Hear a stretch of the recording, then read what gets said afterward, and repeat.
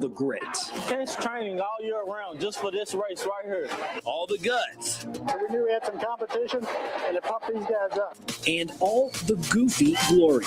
I want to thank my mom for getting me into the sport of bed racing. Who walks away winners? And who will be stuck dreaming of trying again next year?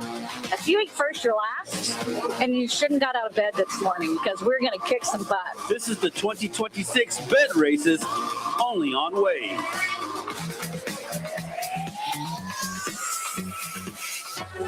Well, welcome to Broadbent Arena, a packed house tonight as the third most exciting day of races, the bed races, right behind the Kentucky Derby and the Oaks. Jose Sazaya joined me. I'm Kendrick Haskins. Jose, you experienced this for the first time last year. What's this experience like? It continues to get better, Kendrick. I got to tell you, I woke up from bed this morning. You see what I did there, but just waiting to see all the smiling faces, all the hard work that each of these teams has put into their specific designs, the themes, so many cool choices, the people behind them, costumes. It's about expressing yourself and leaving it all down there on the track. It's all about looking good, feeling good, and coming out a winner. And he said, these beds, these not exactly built for sleep. No, I wouldn't call them comfortable. Tom Cruise would say, yeah, they're built for speed in this case, and different choices you can talk about. High beds, low beds, everything in between. Just excited to see what these racers are going to do once it's time to start. And they have begun our first race. In the first heat, it's U of L Health Peace Hospital Wellness Warriors versus Surf Pro. And Surf Pro coming in with that inside curve. Sometimes, hey, that inside does play to your advantage. It makes this race a little bit shorter. I love Surf Pro's helmets. You can't miss those green helmets. And I'm also loving the angle on their wheels, trying to get as much terrain and contact with the floor as they can, make it for easy handling. The course is a little bit different this year. They're usually going all the way. We're going to have a close finish right here. I love this. Surf Pro looks like he's going to run right. Oh, I'm not sure. That's a photo finish. That looks like a photo finish. What do we think? U of L Health, I think, might have snuck in on that last little turn. We'll confer with the judges at the end. We'll confer with the judges. Logan Perone is also here on the broadcast with us. Logan, you're down there. Who won? Holy cow, guys, I don't know. I turned around and I can't see what's going on. I think we got U of L Health here. Guys, how do we feel? That was about as close as a race you're going to get. What's that? Close race you're going to get. How do you feel? That was amazing. All right, what was the preparation going into today? We're all rookies except for one, just to win. There you go, and I think they did. It was close, but they did it, guys. Congratulations. Got U of L Health here. All right, on to our second race. This is Miranda Gross versus the Hackers. Off to a good start for both. Very crucial in this because you can hit a cone early and just throw off your whole race. That jump right at the beginning for Miranda seemed to put him in a pretty good spot, Kendrick. This turn and this curve, you can make up ground pretty quick that way. You can, and the final turn here, as we noticed in the last race, you can really make up a lot of ground because it looked like U of L was going to be clearly the winner in that. So Hackers maintaining, I love to see the waves they're making, but Miranda Gross, look at that. Pick it up speed, Miranda Gross is going to be close. Miranda Gross is close here in the inside lane, and Miranda Gross is going to take this heat. It's time to party in New Orleans. It's Miranda Gross. Miranda Gross. Yeah, there we go. Right. Listen, étouffé. Étouffé. Time to party. And coming up on our third heat, LG&E Energy Haulers versus Gen Care. You would think LG&E would be electrifying in this, Jose. They got to have the energy and the stamina to make it work. And I want to see their positioning. I also was telling you about a low bed versus a high bed choice there, Kendrick. We'll be interested to see just how easy it is for these guys to get that first step off the line. I like the hat or the driver for Gen Care. That's over the top hat. And they're off. Oh, what a start. LG&E got off to a great start. Gen Care, oh, I'm sorry for the folks at Gen Care that they have a bad wheel. That front wheel's giving them issues. LG&E electrifying the crowd right now as if Louis the Lightbug is on the light. And I will mention, at least for Gen Care, they're the first ones to start this trend. They might be our de facto cone eater champs. We will be rewarding who the biggest cone eater is at the end of the night. Right now, they're the leaders in knocking over cones. And I believe that front right tire also just done. No worries for LG&E. No worries for LG&E, and that one Their wheels held up. Let's go over to Logan Perot with the winners of the day. Hey, Logan. Hey guys, look, LG&E, these are the haulers. These are the haulers, and you guys just hauled. How did you guys pull that off? That was so fun. All right, what was the game plan? I mean, you guys are, I mean, look, I'm 5'6". Look at these guys, they're huge. Yeah. I don't think it matters how big we are. That still is very difficult, especially when there's a cone underneath the wheel. Well, you know what? They're big, and they're big winners, guys. Congratulations. Get on out of here. That was amazing. I want to congratulate Being Good Sports, by the way, for Jen Kara. It's good to see them finish this race. Yeah, you have in to one finish piece. the race despite what goes on. Well, that's our first 3 heats down. We have much more to go as the great bed races continue right here on Wave 3.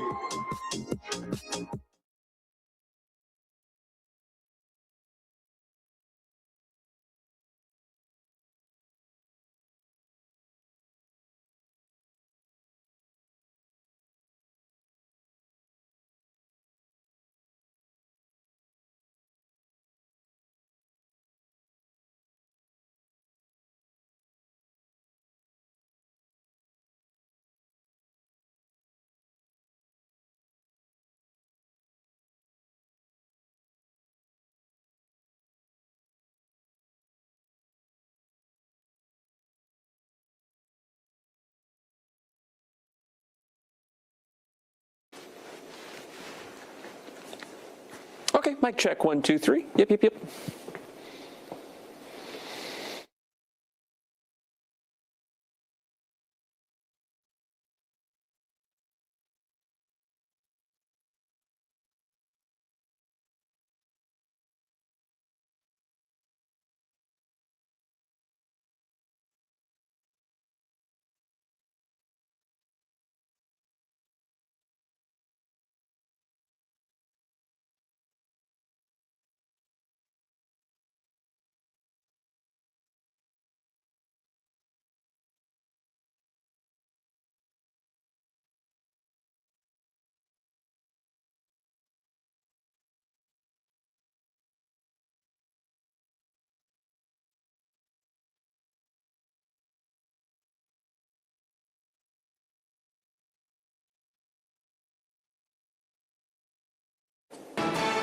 All right, Wave meteorologist Ryan Hoke here with a quick weather update. We've got these thunderstorms now moving through southern Indiana, north central Kentucky along I-71. There is a severe thunderstorm warning out right now for parts of Floyd and, of course, up toward parts of Clark County as well. This is until 7:30 p.m. This does include Scottsville, Greenville. We've already had a report of a tree down, possible power line damage out there in Greenville. Sellersburg, you're in this too, as well as parts of Clarksville, the northern side of New Albany and Jeffersonville here.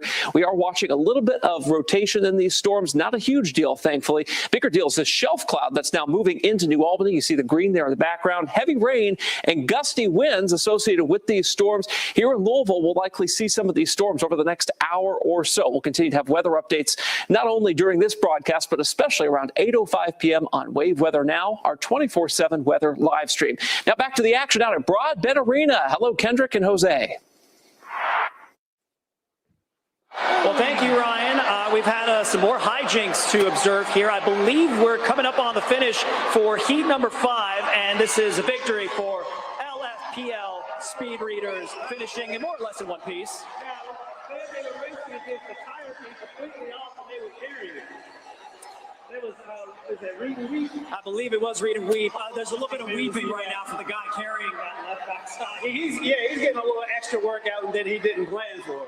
What a workout, but great to see them finish. We'd love to see you compete out there, folks. Give them a round of applause. Give them a round of applause. All right. We got some more heats coming up, guys. I believe if we're counting, if we're doing our math right, and we're coming up on heat 6. Let's see our competitors come up here. First, and another go, guys. Miranda, we see you coming back again here. So, Logan, check in with our, actually, you're all the way down there. It's all good, buddy. Let's see Miranda Groff pulling up to the front line here. Who do we have coming up in our inside lane here? Best one? Best one tire services. Best one tire services versus Miranda Groff. Miranda Groff. I don't know why I keep wanting to say Groff. It's Miranda Groff. We're in the New Orleans spirit there. It's early Mardi Gras. I love New Orleans. Okay. All right, they are in the gate. Warmed up. Downs. Waiting for the flag wave. And They are off. Both teams getting off to pretty good starts. outside lane again, working some favors for Best One Tire right there. Yes, it is. Yeah, because it's our champion bracket. Our first champion bracket the other night.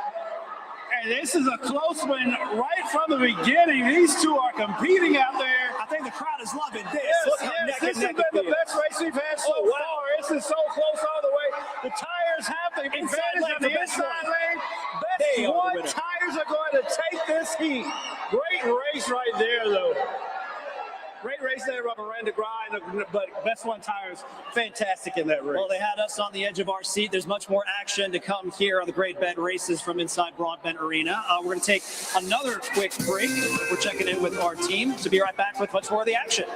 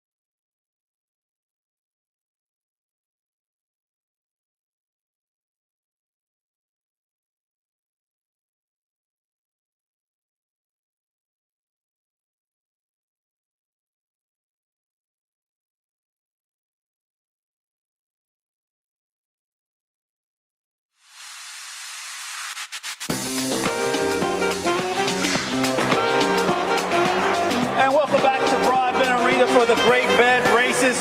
We're heading into Heat 9. This is Heat 9, another champion heat, Kendrick. Another champion heat, our second champion heat of the night. Who we got racing in this one, Jose? We have 5 helmets and a mouth guard on the inside lane, paired up with Snap-on Fun Team, your champion heat number 2. All right, here we go. We're about to start this race here in a second. Hard to miss Snap-on Fun with those colors. They've got the red helmets, the neon yellow jerseys. It's very helpful from people with old Yes, it eyes is. like myself.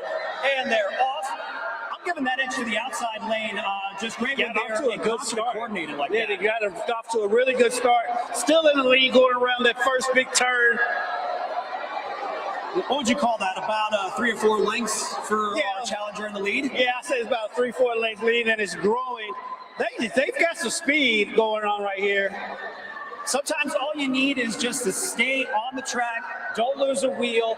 Yeah, pilot doing most of that work, keeping things clean and consistent, and you have your winner. Snap-on Fun Team. Snap-on Fun Team with a pretty good victory in that one, made it look easy. And another outside victory, Jose. That's right. I'm going to add that to the list and build a little bit of a sheet here, Kendrick. There you go.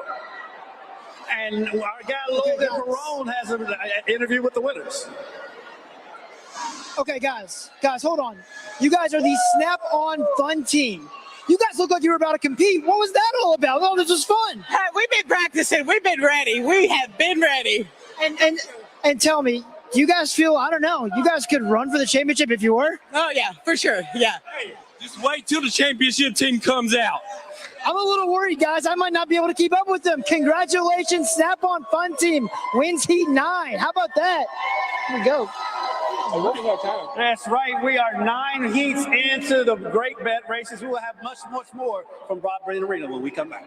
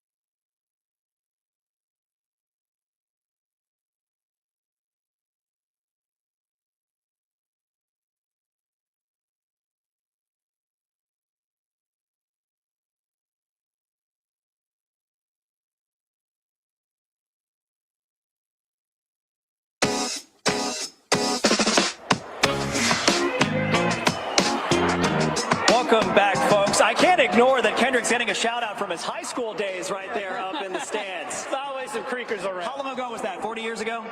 You know, you're not funny. Ha ha ha. And the 10th race has started. You stop making fun of me. 10th heat, Hood Container versus Steel Tech. I'm loving the parody on this one, Kendrick. Although, oh, look at that, an early cone bite. Couple cones and set them back a little bit, but they still got time to make it up. You keep coming around the turn. So, we got some ground to make up before the team on our lanes right here. I'm going to give that another 2 to 3 legs, but I love the smoothness on that ride they've got for Steel Tech. Yeah, you can tell they work with steel because that thing is as smooth as it comes. It's like an electric vehicle. That is smooth as butter, aerodynamic. You have your winner, Steel Tech for heat number 10. All All right, and we're going right on into heat number 11. Who we have here, Jose? Before we do that, why don't we check in with our Logan Perrone? Let's go to our Logan for the winners of this heat. Guys, what a good start out the gate. You had a little bump in the middle there, but how did that feel when you came around, still overcame that? It was awesome, and I just want to say hi to my kids. I love you. Hi, kids at home. Hey, kids in the stands. All right, congratulations, guys. Great job. Wow, I love this, guys. You got to have me down here more often. We'll reconsider inviting you the next time, Logan. I don't know how much more Logan we actually need in our lives. Signature Healthcare versus United Healthcare, and this one, the best helmet in the race so far, the disco ball out there. That's right. For, let's see if we can make the United streak, by Healthcare. the way, Kendrick, because we've got a little inside-outside rivalry pattern going. So far, our outside lane teams 3 in a row. 3 in a row after the inside took 6 of the first 7. It looks like we got That's United. I'm going to give it because they're in the blue right there. And they got the disco helmet. That's I love right. that helmet. Keep on shining, United. But they can make Look at up the that driving inside job. lane, can make up ground right here on the side. We're going to have a tight It's gonna be a finish. close race, United close race. Healthcare, we got to put some more movement to the United Healthcare. I'm not so sure. I think United just eked that one United out. Healthcare just got the win. They eked that one out. Signature Healthcare made a huge run right there at the end. Let's say that last turn, if you're on the inside lane, is definitely an advantage here tonight. Sometimes you just got to keep a lead no matter how small, Kendrick. But that's now 4 in a row for the outside lane. So after it looked like the inside lane had the advantage early, the outside lane is ready to stick it over. All right, we got a little patriotic flair going here. I was going to joke maybe this is a little West Side Story action of the Jets, the American Jets versus the Sharks. Who do we got, Kendrick? This is Guided Misfits versus Zoller Moves It. How aerodynamic are those shark or fish helmets going to be, Kendrick? They should. I mean, if you're a shark, they should be very aerodynamic. And it feels like the flags will kind of slow you down coming around the corner. Well, like a shark moving through water, I see them building a pretty sizable lead. Yeah, those Sharks fans are really giving them an aerodynamic advantage. I also love the way they covered the sides of their particular bed. You just see Zoller. There we go. And yeah, look at that on the sides. Not to the Here water. we're going to have a tight finish here again, because again, that inside lane on that last serve, but Zoller was able to hold on and get this win. Yeah, unfortunately, no mystery. Congratulations to Zoller there.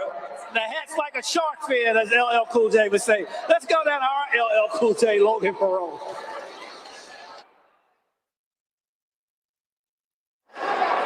Hey, what is up with the Sharks, though? You got to tell us. Shark moves it. Zoller moves it. There we go. And guys, those things did not fly at all. How do we feel with these little... I mean, look at that. That's hard stuff right there. Velcro.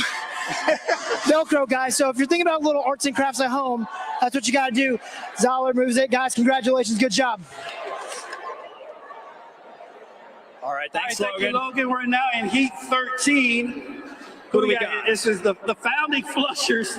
I'm sorry, I'm 12. And Buffalo Construction Buffs. I love the alliteration. I love Are the they names buff in this enough, one. though, for the strength to get that lead, Kendrick? Right. But they can flush it out on this one, though.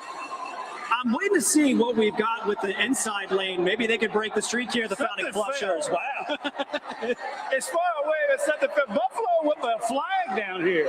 They got no, you got representation they got here, some but look at that design. representation. Simplicity. That's all it takes. Yes. Plywood. But hey. But here we come they're on this moving. final turn where the inside always makes up ground. And this is the same. Oh, boy, coming up on high. Look at this. Look at this. Oh, my goodness, coming from behind. Breaking the streak. That final turn again has been an advantage for the inside lane, and it breaks the win streak by the outside lanes in this with the Founding Flushers Flushing their competition's hopes and dreams. Yes, they did. I couldn't resist, guys. He's the king of the dad jokes. All right, guys, we're going to take a quick commercial break and be right back with much more of the 2026 Great Bed Races after this.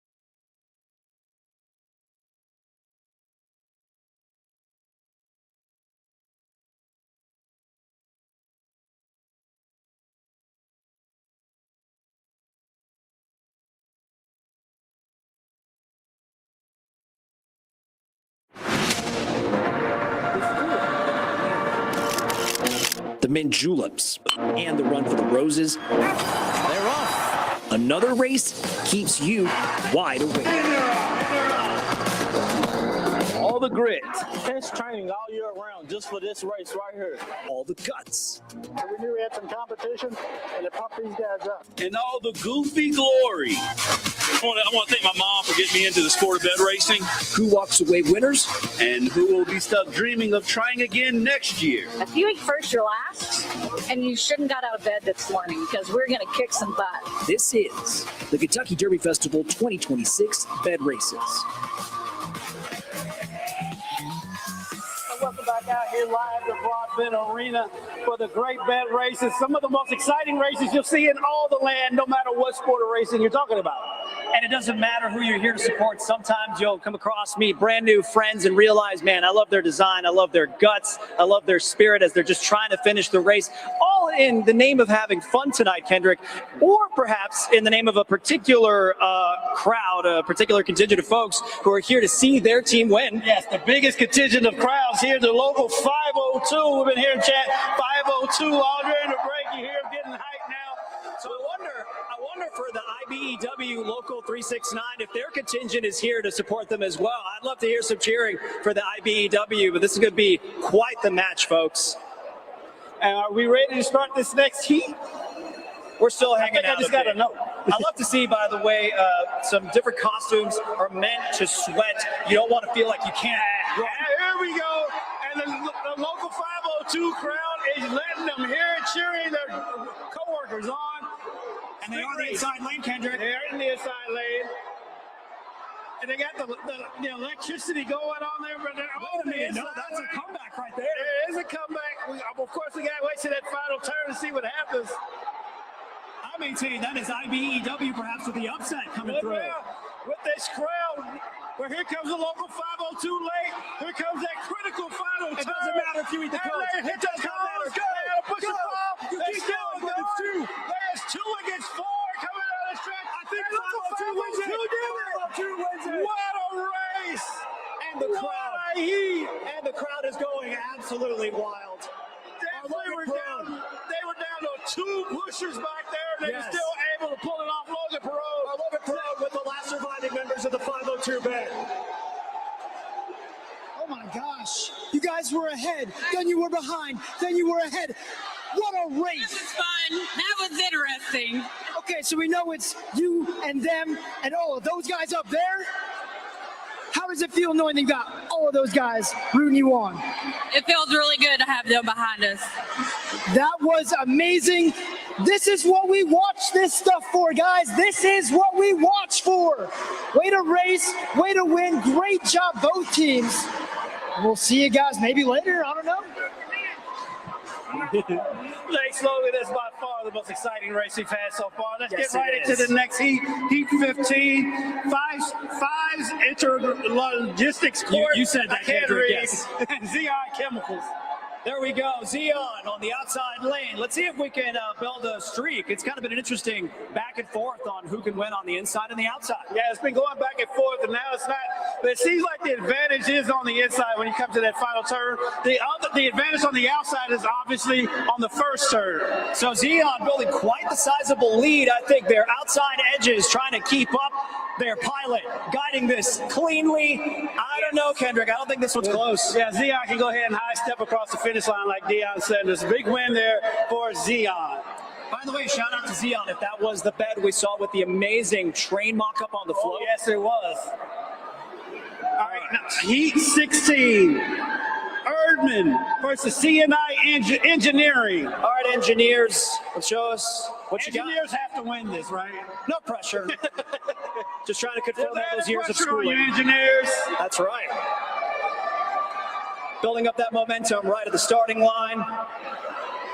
They are Everybody in the loaded stands. up, and they are ready. He's waiting for a final check there. Maybe setting up a couple more cones. And here we go. What's once again, that inside providing an edge. Sometimes you might wonder if it's a lighter material for the bed too, Kendrick. Because I'm still putting all the pressure on the engineers. I don't care what lane they're in. They're the engineers are supposed to win this thing. This is looking closer, perhaps, than actually, it won't be as close as the 502 IBEW race. It could be. I mean, I'm still impressed with 502 having 2 people fall and they still won. That is nerves of steel. That is wanting to here win. we come up on this final turn. The inside usually has the advantage on this. Speed. Look at the speed. And there we go. And look at the driver. She's cool, calm, and collected. She's like she's just out on a Sunday drive. Big win right there for the inside lane. Herdman coming in, our winner for heat number 16. And let's go down to our winner, Logan Perone. Guys, can we just appreciate the fact that they just won that with one less runner? They had 3.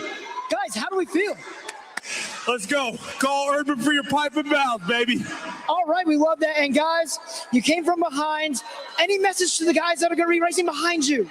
Run hard. Run hard. I don't do that, but you guys should. Guys, congratulations. Guys, we'll send it back to you.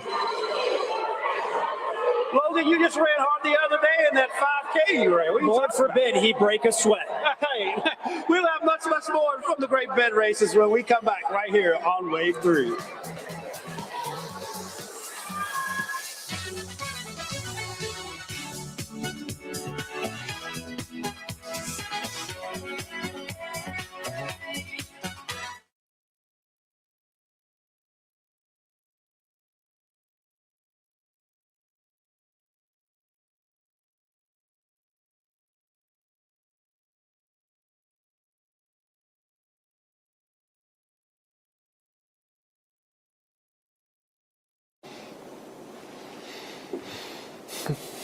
Oh, check 1, 2, 3, 4 for this last hit. Okay.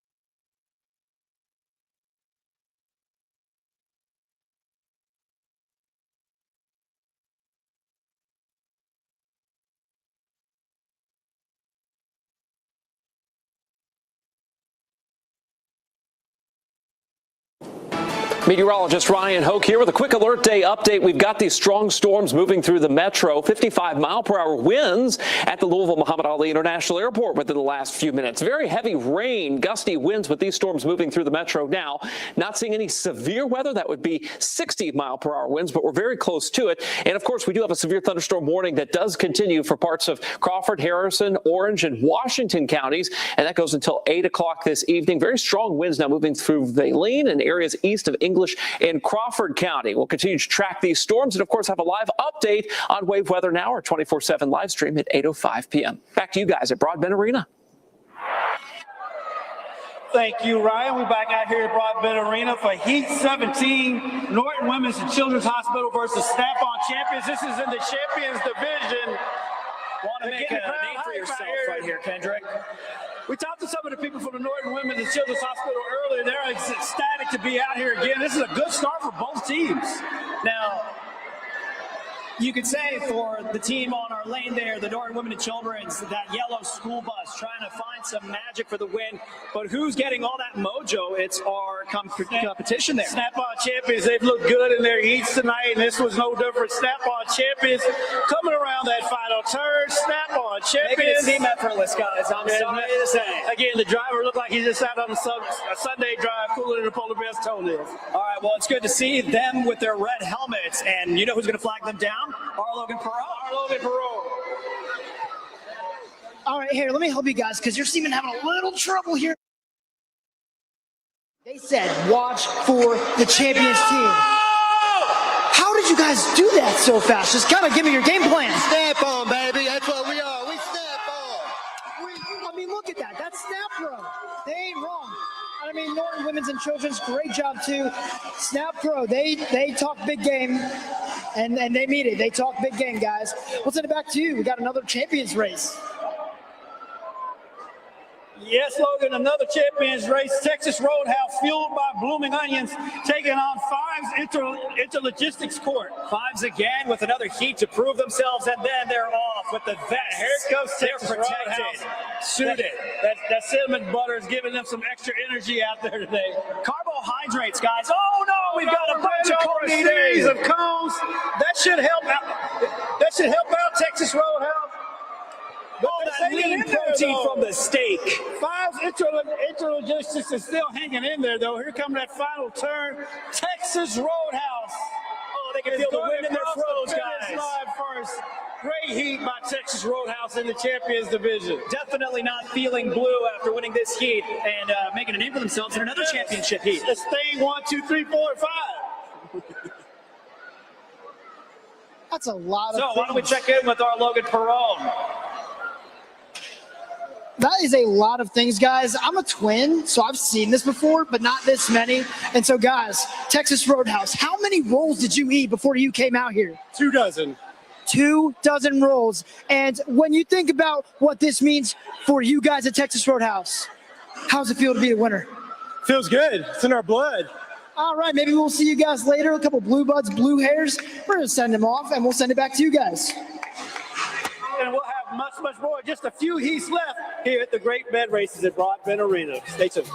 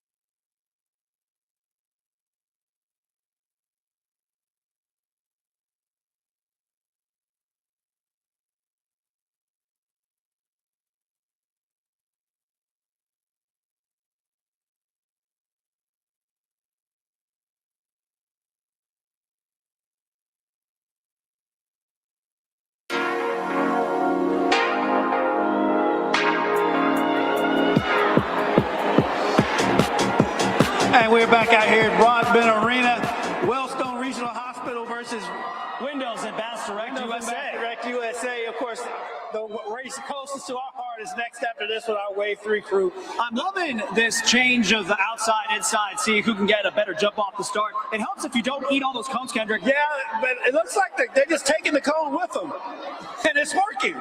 Could be a nice accessory, some decor for the new bathroom. I don't know. I just hope they don't tire out with the extra weight on the bed, but it looks like they're going to be just fine. Oh, a couple more cones for good measure. They can put them back up.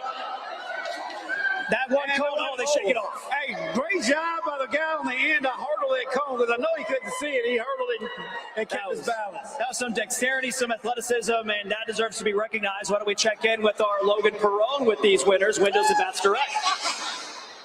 All right, guys, Windows and Bath Direct, you guys just sweeped that cone, took it with you. Did you guys see that one coming? Did not see that one coming, no.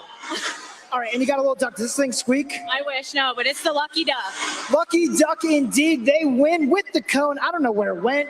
Guys, great job. We got more races, and I'm feeling really good about this next one, guys. I hope you don't jinx it, Logan, but we do have a little bit of an extra interest in this next race, Kendrick. Yes, we do. We actually are in the Champions Division this year. Our Wave Runners taking on Louisville Muhammad Ali International Airport. The Wave Runners got off to a good start. Hope they don't tire out.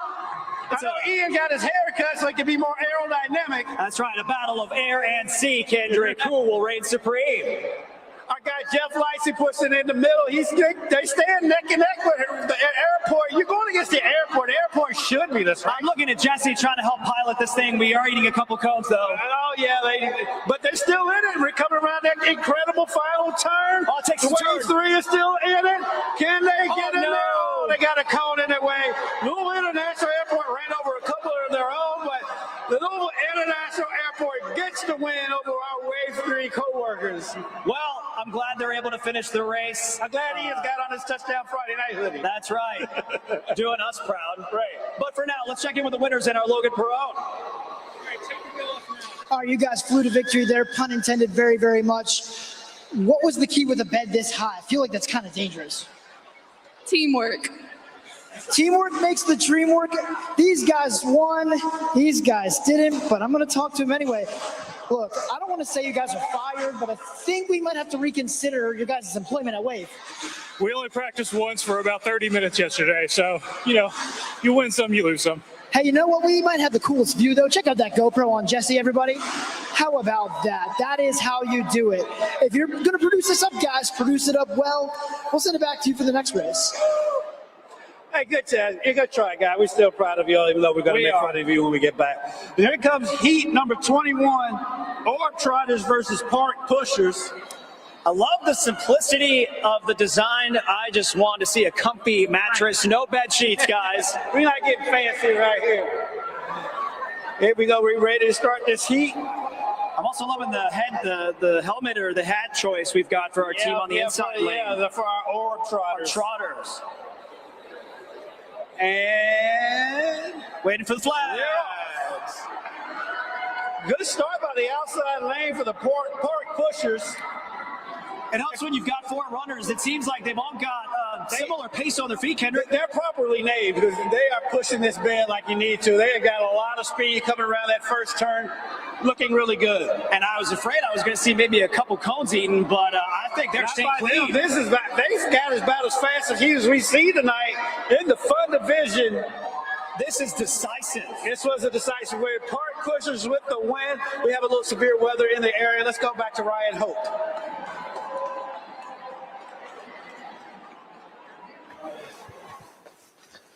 We're in our nonstop weather coverage. All right, we'll see if we can check back in with Ryan in just a little bit because we wish the weather was a little calmer, right, Kendrick? We got Logan down there talking.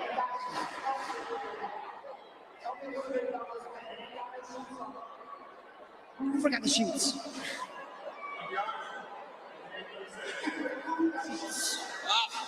That would be Chaz. Chaz, do you think this just won you guys one of the most decisive races of the night? I mean, this thing was aerodynamic. Give it up for these guys, everybody.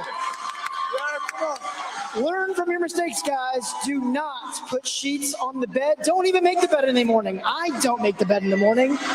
It's my girlfriend's for, guys. We'll send it back to you. Thank you, Logan. We'll move on to Heat 22. Take me to your mattress. Perfect name versus Vessels Plumbing, Heating, and Cooling. And they're off. Is our Silver Surfer going to help them get the advantage? No. Easy question. But they look good. Take me to your mattress. A perfect name for the bed races. But I think the cape is kind of slowing them down. I love the choice of wheels for Vessels. They feel like, very well-inflated bike wheels, just making it for gliding motion. They're just gliding right over the track, getting right around the figure eight. Got to get around this last turn. They're going to do that smoothly. And Vessels Plumbing, Heating, and Cooling gets across the finish line first. Great heat by Vessels Plumbing, Heating, and Cooling. Captain was almost leaning back on that bed. He could. Now we're going to go to Kevin Harnett with a check on the weather, severe weather in the area. Yeah, hey there, Kendrick. Interrupting the bed races for the tornado warning that's out. This includes a good chunk of Oldham County, including the LaGrange area. Let me zoom into that for you because we've been tracking this all afternoon where we had severe weather across southern Indiana, and we knew that the potential would be there for some rotation. This storm, again, is just showing some signs of rotation over the last 15 minutes or so. This includes parts of Henry, Oldham, and Shelby counties. This tornado warning is in place until 8:30. Again, you're going to see this move across southern parts of Oldham and eastern parts of Oldham County, southern Henry, and then extreme northern parts of Shelby County. This is well north of the Shelbyville area. We've been watching this on the radar. There is just a little of a couplet there where we see the rotation. You can see the indention there just passing by LaGrange. Let me put on the rotation for you, and if we look at the velocity, we'll be able to pick out where we have the rotation just south of LaGrange. So the greatest opportunity to see any type of damage out of this, and we know we've had strong winds. Northeast Jefferson County, many without power there. So we have been watching this moving across the Springhurst, Norton Commons area, and now over into southern Oldham County. I'm going to zoom in even more, and as we zoom in, we'll point out some of these features. This would be where we have the rotation right over the Centerfield area. This is going to track over 22 and eventually toward the Smithfield area. Regardless if it's a tornado or not, we know we have very powerful winds. At the airport alone, we measured 55-mile-per-hour winds. That was well away from this couplet, which is the strongest. And again, passing by Buckner, right over Centerfield would be the strongest winds. The bulk of the wind will stay just south of Interstate 71, but as it makes its way off to the east, and this storm is moving roughly at 40 miles an hour, we would expect power outages to continue to build with this, with that push of wind in particular. That is what we're seeing over the Centerfield area. Ryan Hoke is also in the studio with me here. Ryan, you have any damage reports coming in? Yeah, no damage reports. In fact, the National Weather Service in Louisville says they have no reports, no confirmed reports of a tornado. They just don't like how the radar presentation is looking with that storm, of course, with the tornado warning on it currently. We have several power outages, especially across southern Indiana, over 3,000 without power right now in Jackson County, about 1,900 in Jennings County, Indiana. We'll likely see that spread into the Kentucky side of the river here shortly, Kevin, as we continue to track this tornado warned storm. We had additional breaks from the severe weather that we had earlier, which was across parts of Jackson and Jennings County. Those were thunderstorms producing hail and strong winds. This is the first tornado warning that we've had out of the day. You can see the inflow into that storm, again, passing by Centerfield, rolling right up 22. So if you're familiar with that area, Centerfield right up to Smithfield as you cross the county line into Henry County. This is going to be southern central parts of Oldham County, mainly south of LaGrange for the strongest of that wind. Again, it's all about being prepared. Make sure you're in your tornado safe place. We do know that we have strong winds with this because we've had a number of trees down. We know we have power outages, again, parts of Oldham County, but also parts of Northeast Jefferson County where we were under severe thunderstorm warnings. And outside of that, the tornado warning was issued within those bounds simply because of the possible rotation. So when you check the warning coming out from the Weather Service, as Ryan just pointed out, it's radar indicated, meaning that it's not observed. We don't have any tornado on the ground that we're aware of, but we know we've had power outages. We know we have had tree trees down. And we know we've had wind gusts to 55 miles an hour in Louisville at the airport. With that, we see the potential for some rotation. It's broadening out just a bit. It's passing center field. It's moving not too far from LaGrange, but the heaviest is still south, right along 22. Again, let me just zoom out on this for folks that are watching from across the area. I'll put the radar back on. That was the velocity. That gives us the wind speed and direction. Our home view is going to show the tornado warning within that severe thunderstorm warning we were tracking. It is not the only warning we have. In addition to the tornado warning, we have severe thunderstorm warnings. Northern Harrison County, southern parts of Washington County, that's in Indiana. That too is moving to the east. Flash flood warnings going on where we've had 3-4 inches of rain. New warning coming out for southern parts of Orange County and a good chunk of Crawford County. This severe thunderstorm warning is the latest warning, and I'll go to that for you so you can get the details on it. A lot of lightning with these storms and the potential for some hail too. We haven't talked a lot about hail. That threat had diminished, but we're on the cooler side of the boundary, so up to quarter-size hail possible, especially where you see this magenta color, that pinkish color. So the latest warning is a severe thunderstorm warning. Radar indicated as well. This would be for Crawford, Orange, Perry, and Washington counties of Indiana. So that storm too, moving to the east, would bring it into parts of Harrison County and eventually making its way off into Floyd County, should it hold together. So that's the latest warning that we have. The one that obviously has our attention the most is the tornado warning. The wind with this, intense. The damage has been noted in terms of trees down, power outages. That certainly is true for Northeast Jefferson County, parts of Oldham County, so places like Prospect, Crestwood. You've likely seen the impact of this storm, and now we're tracking it as it moves south of LaGrange and closer to Henry County. I'm going to take the reflectivity off here and let me put the velocity back on. We've sort of been going back and forth. And again, right near 22 and 53, if you're familiar with that area, that is where we have the potential to see some of the strongest winds out of this. There is still some rotation, though it's fairly broad. So it's not like we're looking at a tight couplet or gate-to-gate wind shear where we would say, oh, that is a tornado. We can see it on the radar. No, it's not quite like that, but we do see broad rotation right around 53 and 22. So likely seeing some very strong winds there. New severe thunderstorm warning coming out, and this covers a fairly large area. This is Clark, Floyd, and Harrison counties of Indiana. This severe thunderstorm warning, again, with the potential for hail, less than quarter size, but still up there, and 60-mile-per-hour winds. This is going to be moving off to the east roughly at about 35 to 40 miles per hour as well. So we have a number of severe thunderstorm warnings. This tornado warning, damage coming in with power outages for sure. We can track those through Duke Energy and LG&E. And we also know that we've had viewers call in and email us and post on our social streams that we have some power outages and trees down northeast parts of Jefferson County. While I'm going back to the radar, Ryan, what do you have? Yeah, I do want to go back to that storm in northern Harrison County with the new warning on it. We are sampling 65-mile-per-hour winds in Fairdale, Indiana. That's northern Harrison County, north of I-64 here.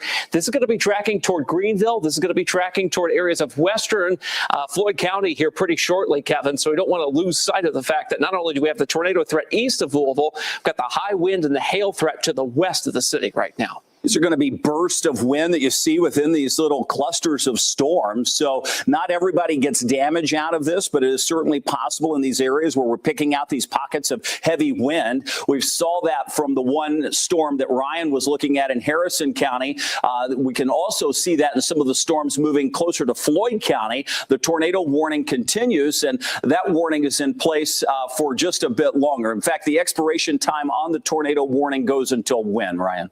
That expiration time for the tornado warning is 8:30 p.m. So 8:30. So we still have more than a half an hour on that. We'll go back to the velocity just to see any tightening on that. Remember, we were looking just south of LaGrange as it moves closer to the Smithfield area of Henry County. Let's zoom in just a bit more so we can tighten that up. again, tough to pick out any potential, one location, but we do see that broad rotation, and they're going to continue that warning until the 8:30 time frame. It's moving off to the east. You see the sort of polygon updating, so center field no longer in it. This is the area of concern. We pointed that out a while ago, right at 53 and 22. This is going to take it pretty much right at the triple point of where you intersect Oldham County with Henry and Shelby counties, north of Chestnut Grove, very close to Smithfield. That's going to be the area that experiences the greatest wind out of this, and certainly some straight line wind potential damage has already been located near LaGrange. So we have wind as far north as LaGrange out of this, where we have likely trees down, power out, and that's going to be the case as this push of wind moves through. So that is the area that we're watching for some very strong winds. We saw that northeast Jefferson, southern parts of Oldham. Now it continues as it pushes into Henry County. So the tornado warning put in place for a precaution with the potential for some rotation. It's radar indicated, it's not observed, but nonetheless, it's still doing some damage. So it bears watching as this storm moves off to the east, roughly at about 35 miles an hour. Back to the radar view we go. In addition to the wind that we have, and you can see that notch, that's where we would have some of the strongest winds pushing through this storm. We also have very heavy rain that is continuing over and over in places, and that's yielding flash flooding. So if you don't have to be out through these storms, don't, especially now that we're getting closer to dark. That will cause some problems in itself. Nonetheless, as we look back to our home view, I should mention that we are tracking a number of areas. Of course, we mentioned the tornado warning with that wind and the potential within that to have those straight line winds, and that damage we already have. Northeast Jefferson County, we just added LaGrange to that. And now we look back to the west where we have the pockets of wind that Ryan was keeping an eye on. And Ryan, give us an update on what's moving, because this will move into southern Indiana and possibly even northern Jefferson County. Right. So right now, New Salisbury, Indiana, that's where we're seeing this heavy pocket of winds. It's pretty much aligns from Palmyra to New Salisbury down toward Corydon at this point. We are still sampling about 66 mile per hour winds on radar going through New Salisbury. Follow my hand here. It goes through Georgetown, Indiana. It will intercept I-64 a little closer to the US 150 interchange here. If you're trying to get off to go to Huber Farms there, that's where you find, of course, the kind of the next area. This will move through New Albany. You guys are also in line for this thunderstorm to move through with these gusty winds that could be over 60 miles per hour. That's about where the warning ends. Past that, Jeffersonville, maybe downtown Louisville would be in line for this, Kevin. So we're going to continue to track that over the next little bit. Probably hearing the rumbles of thunder. We have a lot of lightning with these storms overhead, especially southern Indiana. Folks farther to the south, you're like, what are you talking about? It's not happening here. Your severe weather threat is limited. We do have other storms way back across parts of Missouri that may move in late tonight, but this is obviously the most imminent threat of storms that we're tracking across the area. Let me take the lightning off. It sort of clutters the screen, but I wanted to illustrate that. And then we'll zoom back into the tornado warning as we go back to the zoom feature. Severe thunderstorm warning stacked up from southern Orange through Crawford into, say, northern Harrison, right through southern Clark and Floyd counties. And then we obviously have the tornado warning over in parts of extreme eastern Oldham County, extreme northern Shelby County, and the southern half of Henry County. This is south of Campbellsburg. I'm going to zoom in fairly tight here so we can just track this. These storms today have been notorious for really finding where we have any rotation. These are not the massive tornado producing storms that you may think. These are more of spin up. If we were to see any type of rotation type storms, more hail producing storms and straight line wind producing storms. And that's what we've seen for the most part today. Back to the velocity just to see if we can pick out any of the sort of fine details out of this.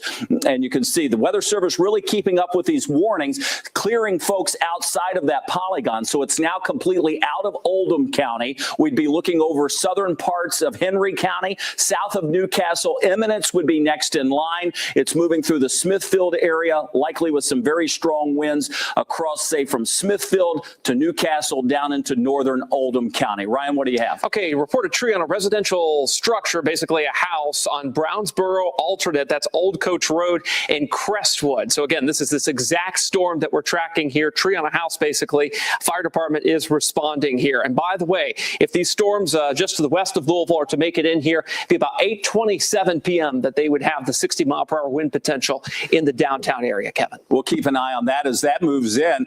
Time after time, we see these lines of storms stacked up. Wind potential certainly looks great. We're increasing that low-level jet as we head into the evening hours here. That gives a little more energy aloft that can be pulled down by some of these thunderstorms. That means wind potential is certainly there. We look at the velocity and we see imminence being next in line of seeing some of these very strong winds. We're keeping you ahead of this storm, noting that we do have wind damage along its path from northeast Jefferson County up around, say, Springhurst, Norton Commons, trees down there, over to Centerfield, pushing through LaGrange. We know we have trees down there. So we're starting to see the electricity knocked out to more and more people, or the power outages continue to stack up. And with the tornado warning in this bounds, I suspect we're going to add to that near the imminence area, likely seeing that pass through Smithfield now. So I would assume winds there, again, 50, 60, 70 miles an hour possible as we continue to track this along 22,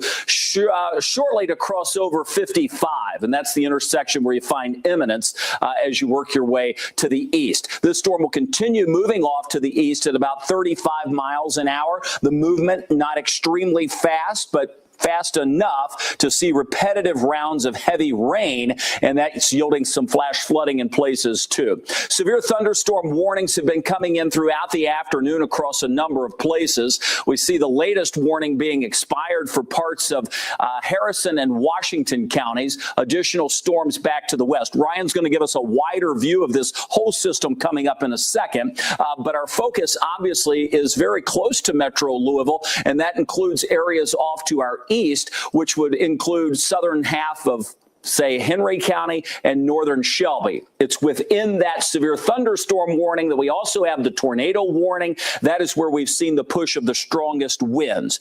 Again, nothing confirmed. However, radar indicated and with damage, so it's not like nothing is happening. We do have damage. We know that we have trees down and power out to several thousand across the region. Back to the radar view we go. I'm going to zoom back in, check one more thing, and while I'm doing that, and I'll explain the initial steps of it here, and then we'll get over to Ryan. You can see the severe thunderstorm warning, the tornado warning embedded within that. It was along this line where we had the greatest threat of strong wind. Again, not a observed tornado, but certainly wind. Let me draw on this for you because our first reports came out of the Norton Commons, Springhurst area. Crestwood damage, LaGrange damage, and then this storm continues. And now this would be where we would see the greatest potential for damage from Springfield to imminence, and then moving off to the east. That would take it at about 35 miles across the southern half of Henry County. Ryan, what do you have? Yeah, multiple reports of tree and utility poles down throughout Oldham County now from their emergency manager, mainly in the Crestwood and Prospect area. So we are seeing at least some wind impact there from that exact segment of storm now moving into Henry County from Oldham County. This is the wide view. You see our one tornado warning here. Yes, there's a line of storms that's now plowing through the St. Louis area. This will approach the Louisville area closer to midnight tonight, though all the storms we have now may contaminate those storms and make them not as strong. So this may actually be our main show when it comes to severe weather. By the way, something I did want to mention real quick, rainfall, turn around, don't drown. We've had nearly 3 inches of rain in Bedford. That's from the Grissom Airport up there, that sensor. And of course, nearly an inch in Salem. We've had flooding, and that's been seen and reported in parts of Jackson County up there in Seymour. Here locally in Louisville, nearly an inch of rain in the Prospect area, 2/3 in Jeffersonville, 3/4 near Sellersburg. So take this seriously. We haven't had a whole lot of rain lately. So all this rain all at once on a somewhat dry soil, Kevin, can lead to flash flooding. Oh, we're certainly seeing that on some of the interstates around Louisville as well. So be mindful of that if you know folks that are out and about, or if you have to get out and about. Some of this causing some major problems on area area roads with increased flash flooding potential. We also have trees down in parts of southern Indiana from the folks over at Highland Fire.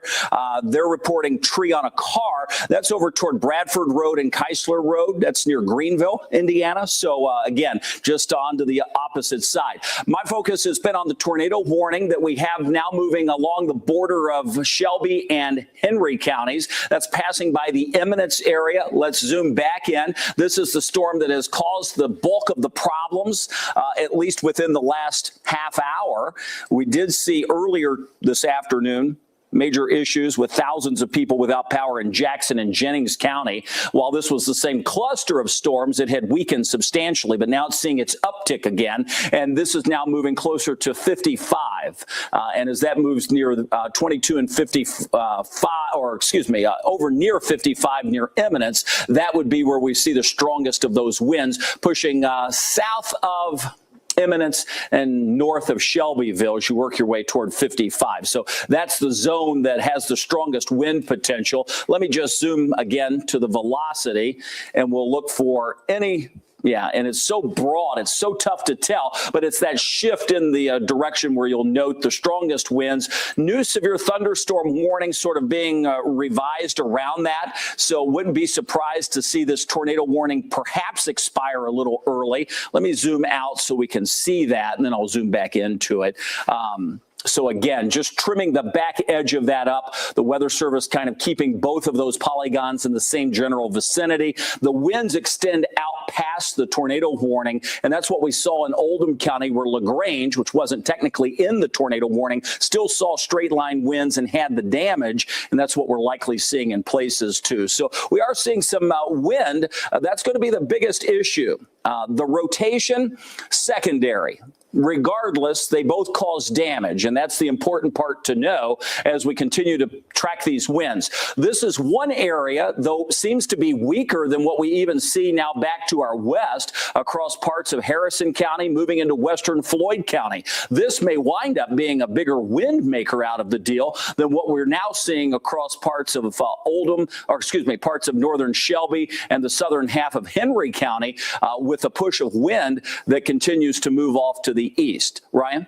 Yeah, and that push of wind right now, we're sampling 50 to 60 mile per hour winds in that push within that area of storms here. This is a new radar scan coming in showing you Greenville, Georgetown, and Lanesville. Doesn't look as impressive as it once did, but we could still easily see some of these 60 mile per hour wind gusts. And this is all shifting closer to the I-65 corridor. New Albany, you guys are next. Sellersburg, you guys are next as well with this pushing eastbound here. And we did get some intelligence here from the emergency manager in Oldham County. They're not seeing a specific pattern of damage, meaning this is just kind of a widespread sort of straight line wind situation that they saw in Oldham County, perhaps. Just a guess at this point based on what they've seen. Jeffersonville, tree across the roadway, Haymarket Drive, Cooper's Lane in Jeffersonville, power lines down. That per the Indiana Department of Homeland Security, Kevin. Yeah, be careful. Remember, never drive around those power lines. Let the crews do their work. They are out in this mess, making sure that we're all safe. Back to the radar view we go. And I'll just point out that we do have heavy rain moving across southern Indiana. That's going to cause some flash flooding. Those will be the next set of alerts that come out, I'm sure. But for now, we have severe thunderstorm warnings and the one tornado warning that we've been tracking. It's 10 after 8. We've been at this for just about the last 15, 20 minutes, and we continue to track that until the threat expires across the area. Once the tornado warning expires, we'll resume our coverage nonstop on Wave Weather Now, the 24-hour weather channel and stream that we have. You can find that on the Wave Weather app. But in the meantime, looking at the velocities and the reflectivity, this is easing just a bit. And that is certainly some good news for those across southern parts of Henry County and northern Shelby County. Does it mean that it is completely powered down and there is no threat of wind damage? No, that's not the case. But from what we were looking at, it is a weaker signature on both the velocity and the reflectivity reflectivity, and that's good news. As this continues to track off to the east at about 35 miles an hour, there is still wind potential now passing by the Eminence area, and that will continue working its way just south of Newcastle. It's most likely that Newcastle is out far enough away from the core of that wind push that it's not going to see any damage out of that. I would suspect we're starting to add up the power outages across parts of Northeast Jefferson, Oldham, likely parts of Henry County, and perhaps even the northern part, though it's a fairly rural area as we look into north and northwestern parts of Shelby County. Let me go back to the reflectivity, and then we'll come back to a wider view. I know some folks aren't in that zone, and they're like, what about me? What about my house? If you're south of Interstate 64, you're not seeing severe weather, and the threat of severe weather is minimal for you until very late tonight. And what that looks like is still in question because it depends what this does to our atmosphere. A lot of this area is getting worked over in the atmosphere where we probably won't have to deal with a whole lot of severe weather later tonight. Some areas to our south, though, are a little more unstable, have been left untapped in terms of the atmosphere. And as those storms move in later tonight, should they continue without weakening before they arrive, we may not have a lot to, weaken them as they move into the southern part of our viewing area. So that's an area we'll be watching. That would be after midnight tonight, most likely. Obviously, the current threat is lined up right along Interstate 64, and that includes us here in Louisville and certainly areas both west and east of us where we have the severe thunderstorm warnings, and in the case of Henry County and northern Shelby County, the one lone tornado warning that we've been tracking. At this point, this storm continues to be on the weakening phase, so we still see that notch coming in, so that's new on the last scan. Let's go back to the velocity. This is just the way we handle severe weather. We constantly go back and forth between reflectivity and the velocities to see if there is still signs of weakening or a decrease in intensity on these storms. And yes, right along 421, not far from Eminence, but south of Newcastle, we can still see where we have that potential for the strongest of the winds making its way off to the east. Ryan? Okay, power outages. Let's get some updated numbers on that. We now have Louisville involved with this. This is Jefferson County, the Louisville area. 1.5% of customers, that's about 6,100 customers without power here inside the Louisville Metro. Hello, Oldham County. You guys have been rocked by this. 239 customers for now. That number will likely go up substantially here in the next few minutes as that data continues to pour in. Henry County, about 92 customers. Hello to Harrison County, Indiana, 3.2%. Finally, Jackson and Jennings, you guys were hard hit a little earlier today. Nearly 10% of Jackson County is without power. That's about 3,000 customers there. Jennings County, about 2,000 customers. That's about 13% of Jennings County without power right now, Kevin. These are pretty substantial power outages, not from a tornado, but straight line winds throughout the day. Well, we've been keeping an eye on some of our traffic cameras from across the area as well. Roads are wet here. In some areas, we've seen the flash flooding with water building up, especially along Interstate 64. So word of caution there, as long as this heavy rain continues, flash flooding will be an issue. We've got a lot of lightning with these storms. We've had a lot of wind in pockets with these storms. Not everywhere, but within pockets. This warning goes until 8:30. That's about another 15 minutes. They're going to drop the warning here in just a moment, it looks like. Good news. And again, we've seen it slowly weaken, so hopefully the tornado warning will be allowed to expire early. The National Weather Service giving some indication that another round, and then they'll hopefully be able to make that decision to say, hey, there is still no threat out of this, and let it go.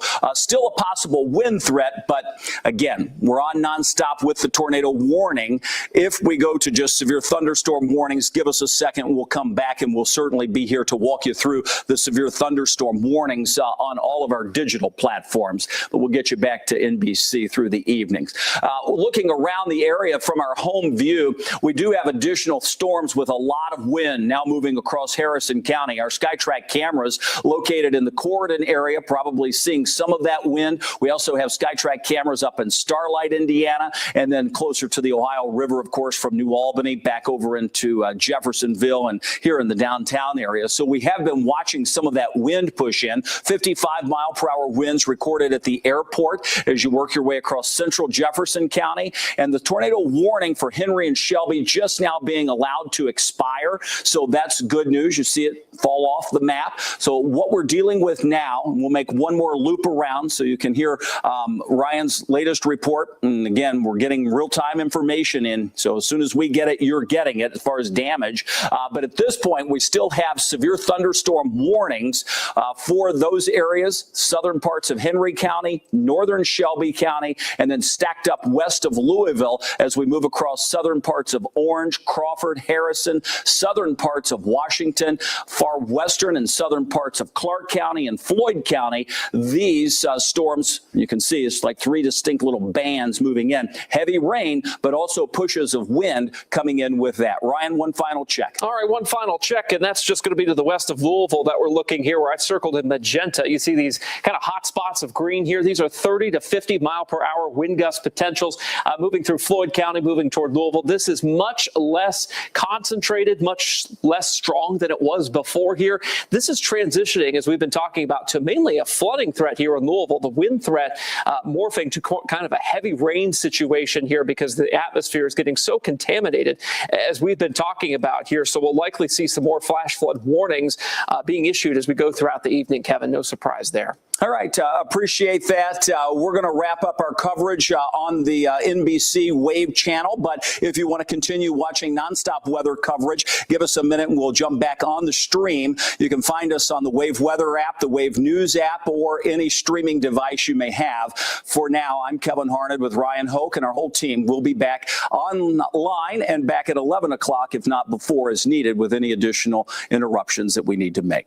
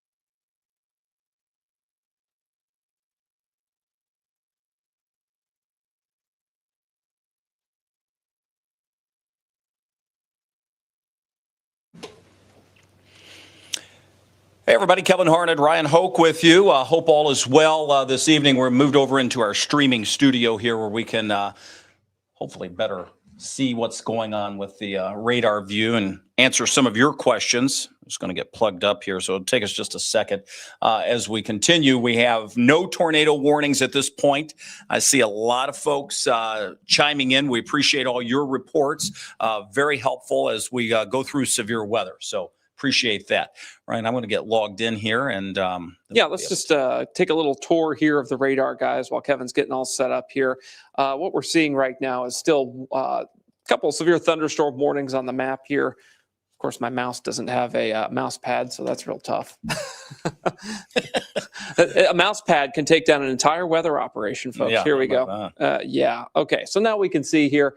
You see, we still got that severe thunderstorm warning. That's for Henry and Shelby County. That goes until 8:30. Another about 5 minutes on that here. This is the former tornado warning storm segment that we had a little earlier that prompted us to be on the air wall to wall with that coverage there.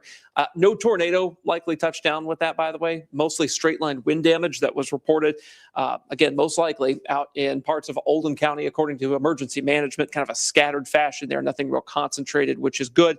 We still have that severe thunderstorm warning now just north and west of Louisville. That includes New Albany, and that goes until 8:30 as well. So another about 5 minutes on that. That storm segment has also been weakening. What we're noticing is a transition, and this transition is taking us from damaging wind threat to more so of a flooding threat. Flooding could be a considerable issue, at least here in the Louisville metro area, where you've got a lot of concrete, not a lot of areas for water to drain, not a lot of great, kind of soil sort of soaking in, if you will, because of the drought that we've had lately here. So please turn around, don't drown. This is a situation where we could very well pick up, some urban flash flooding. We've already had about an inch of rain in Prospect here, and about 3/4 of an inch up towards Sellersburg, about 0.59 to 0.95 in J-Town, depending on what sensor you're looking at. But look at this. This was like nearly 3 inches of rain in Bedford, Indiana, at the Virgil Grissom Airport up there in Lawrence County, Indiana. That is an actual reading from the rain gauge up there in Lawrence County. So that's a big deal. We could see more readings like that, Kev, throughout the evening with the way the things are kind of trending here with this rain. We had our first instance of damage come in at 7:33. I received a phone call saying, hey, we've got power out, trees are down. That was in Northeast Jefferson County. And that was the first signs that this storm was really starting to crank up. And then, of course, relaying information, the Weather Service getting their information. And then we wound up with the tornado warning that came out as it moved across southern parts of Oldham County, and then eventually ended as it moved across southern parts of Henry County, northern Shelby County. At this point, was there a tornado touchdown? Can't say, but have we had damage? The answer to that is yes. We know we've had damage across the area, and that certainly have come in forms of trees down, power lines down, and a number of power outages that we've been reported. Yeah, so this alert day has certainly verified here, but not in the way that we may have thought yesterday. The kind of fly in the ointment, the wrench in this whole thing, if you will, was that these storms to our north across central Indiana started dropping an outflow boundary to the south. What does that mean? Well, rain-cooled air started surging south from these storms, and when that happens, guess what? They form new storms along that outflow boundary. So that progressively happened throughout the afternoon and evening, south, south, south, south, south, and now it's across I-64, where this outflow boundary is. The good news about that outflow boundary is that has really disrupted the severe weather threat. It could have been a whole lot worse, as they say, because a lot of these storms developed behind that, and it disrupted the ability for these storms to develop tornadoes. Tornadoes need warm air. Behind an outflow boundary, you have cold air, so we don't have the thermal profile necessary for that. You can still get some big-time damaging wind gusts behind these, though, and certainly some large hail. So those two parts of the severe weather recipe still in there, even with the storms developing in the colder side of this situation here. But the question is, what happens after this? What happens tonight when these storms start to kind of push east and a new line of storms that you see out to the west moves in? Well, our environment around here will still likely be rain-cooled as this happens. this. Let me put the map into motion here for you. And that line of storms out near St. Louis may get disrupted by that cooler air that's over us from the rain-cooled air from our current storms. So we may not get the full brunt of what's happening in Illinois right now. They're having a pretty major severe weather issue. For us, it may be more rain and wind, maybe a few more severe thunderstorm warnings, but certainly this could be the worst that we see for the evening, what we've had in the last hour or so. Yeah, our atmosphere, especially from I-64 north, has been completely worked over. So as these storms move in later tonight, they'll still have the wind threat because we increased the low-level jet. Yep. This boundary is working its way. We'll have some thunderstorms pulling some of those strong winds down to the surface in places. But as far as a massive tornado threat that you're seeing to our west, anywhere from looking near the St. Louis area and then up into central Illinois, that is where the greatest rotation is. There's an area of low pressure that's dragging that front through. And for us, the chance would be much lower because by the time it reaches us, not only are we in an unfavorable time of day, but we're unfavorable because of what has already happened in terms of heavy rain, wind, and storms here. So that is true. We're watching those storms to our west, but more importantly, we're keeping an eye on what's happening locally. And as I zoom back in, I'll point out the warnings that we have. In fact, let me just show you the current watches and warnings that we have across the area. And that'll make the view just a little bit clearer. This is a severe thunderstorm warning or watch in yellow. That's until 9 o'clock. So a half hour left on that. The warnings that we have from across the area also show, and let me just put those on. This latest one for Henry and Shelby County, that is the one that had the tornado warning within its bounds. That is in place until 8:30 this evening. So still another 1 minute on that. We have additional warnings closer to the Louisville area. Severe thunderstorm warning for Clark, Floyd, and Harrison. That too going to expire as we speak. So at this point, you just noticed all of the warnings have expired across our viewing area, the exception being the flash flood warnings that we have to our north. And by all intents and purposes, those stretch on for hours and hours. As long as the heavy rain is not coming down, I'll put the radar back on for you. While they're seeing some rain up there, the heaviest is farther to the south.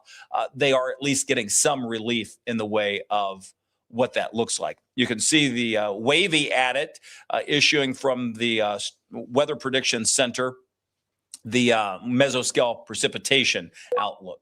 Just saying that there is plenty of heavy rain likely across the area. And in some cases, that's good news because we have been sliding deeper and deeper into the drought. Yes, we have been. The drought has intensified over the last several weeks here, and folks have been asking, is this going to be a rough summer for the drought? We don't know that exactly just yet. We have some hints that it may be kind of a dry summer based on the developing El Nino, and of course, sort of just looking back in time and knowing that we do have, when you have an intensifying spring drought, it can often lead to a worse summer drought. So something to keep in mind.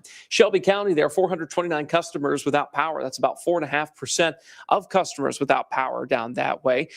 We are transitioning to, of course, the flash flooding part of this whole equation here, as we've been talking about. You see the one flash flood warning for the northwestern part of our viewing area up toward Bedford. That's Lawrence County, Indiana. We've got questions, of course, from our social media feeds from folks, I should say, who are leaving comments here. Michaela Weisart is a frequent commenter here, and she's asking, does this storm tonight affect tomorrow's storm? Yes, and that's why we continue to monitor how this storm situation overnight will unfold, because it will indeed kind of steer where that area of low pressure for tomorrow may try to track. And if it tracks a bit more south, we would peel more of that severe weather threat back in our area. Maybe we could drop the alert day. Fingers crossed on that, by the way. But there's enough of a threat from tomorrow's second area of low pressure moving through that we have to keep the alert day going, especially for our Kentucky counties tomorrow here. When we look at information from the Storm Prediction Center, which is the entity that puts out the watches that we know, you'll notice our area outlined in red. And that's an indicator that they have sort of pegged that area as the one they're watching. And that's no surprise for one of what's happening now and one of what's coming our way later tonight. So another watch will likely be issued across the area that takes us into the overnight hours tonight. There's an 80% chance of that, they say. And that gives way to at least being, sort of aware of what's going to happen into the overnight. I know it's 8:30. A lot of people are probably at least looking toward the clock like, 9 o'clock, 10, 11, midnight, let's go to bed. But this is going to be an overnight round of storms that moves in. So a lot of you are probably asking the question of, well, does that mean a tornado threat will exist into the overnight? That is still a little unclear at this point. That's a tough question to answer. I suspect the chance for that will be low. And as we pointed out, it's more of a wind and heavy rain maker that's moving in for tonight. But until we see what fully develops out to our west, we will not know. And what sort of how this ends, what's over us now, we really won't know how much of a tornado threat there will be tonight. Yeah. Jefferson County now under a flash flood warning. This includes parts of Clark and Floyd, as well as Oldham and Shelby. You see that green box there on your screen right over Louisville. No surprise there, given the rainfall rates. We can hear it on the roof here in our studio. This is a very heavy rainfall situation here with an west to east sort of training storm situation right along I-64. You never want to be underneath a sort of stalled boundary like this with repeated rounds of storms traversing over the same location. We call it training because it's much like a train. You get the different cars and the caboose running over the same spot over and over again. The severe, or I should say flash flood warning, Freudian slip there, until 11:45 p.m. tonight. Look at that, 1.2 million people within that flash flood warning. That's about the center of population for our area there. Yeah, they're already saying 1 to 2 inches of rain has already fallen. And let's just check that. We have real-time gauges from MSD, so I'm just going to zoom in. We'll check the MSD gauges here in Louisville. You can see the highest is over toward Middletown, where they've picked up close to 1.25 inches, just over. Not far from J-Town, about 1 inch. The lowest total is down toward Valley Station, less than 1/10 of an inch there. So we do have some impressive totals, especially across Northeast Jefferson County. That's where we saw that storm power up. It's where it picked up the wind as well. So not out of the question that would be unreasonable to see the higher rain totals in that same vicinity across Eastern and Northeast Jefferson County. Yeah, and these are tipping bucket gauges. So sometimes you can have like a 10% error on the low side of things. So you can add like 10% to these totals, and that's probably a little closer to the actual rainfall that we've seen here in Jefferson County. That was a John Belsky-ism I just pulled out there, that tipping bucket fact. But the sensors that we have, not only across Jefferson County, but across Kentucky and southern Indiana too, also showing us here a pretty decent amount of rain. Jeffersonville nearly 1 inch, and there's that nearly 3 inch total in Bedford. Look at Carrollton, 1 inch of rain already up that way. So I could see a situation here, Kev, where we have multiple flash flood warnings, multiple green boxes here kind of lined up along I-64 and I-71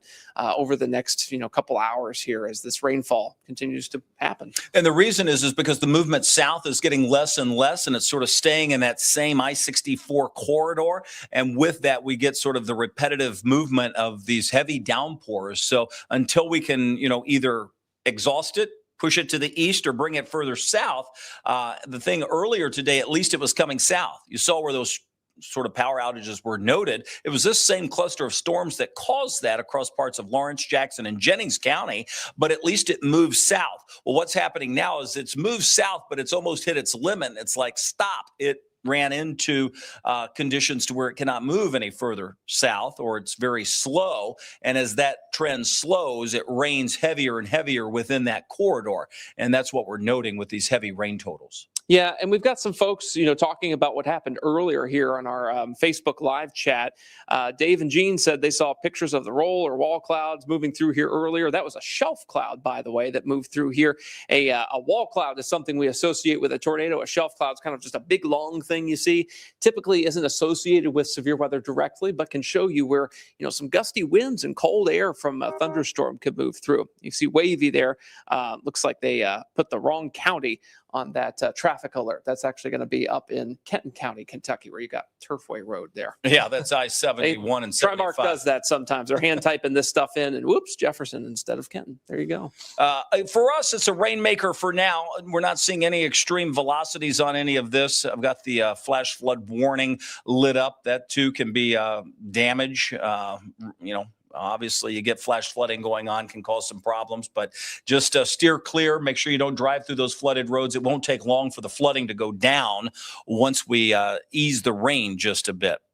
So again, mainly a rainmaker. I'm going to zoom out on this. We'll lose the flash flood warning. I'm just going to zoom back out to the west, see if there's any additional tornado warnings that are in place. Just one, it looks like, west of Effingham, Illinois there. Yeah, that is the only one. That's a fairly small one. You can see that notch on that storm as well. And that's good news, too, because that is something that we'd be watching through the evening hours to see what takes place. Again, Wavy jumping in with the MPing reports. That means some of you out there are reporting those. We appreciate that. 1-inch tree limb down over in New Albany. Not surprising, given, of course, the gusty winds we saw move through there earlier from the Harrison County area into Floyd County. As we continue to zoom along this line here, again, we are in the St. Louis metropolitan area. You'll see multiple severe thunderstorm warnings, but the lack of red polygons is interesting, even with those supercells down in southern parts of Missouri there. Yeah, that's interesting. Now, the risk there is not over. I mean, if we were looking, this would be the zone that we would look for these supercells to continue to develop. And with that, we'll see how much moisture gathers. I mean, we are seeing some development across western parts of Kentucky.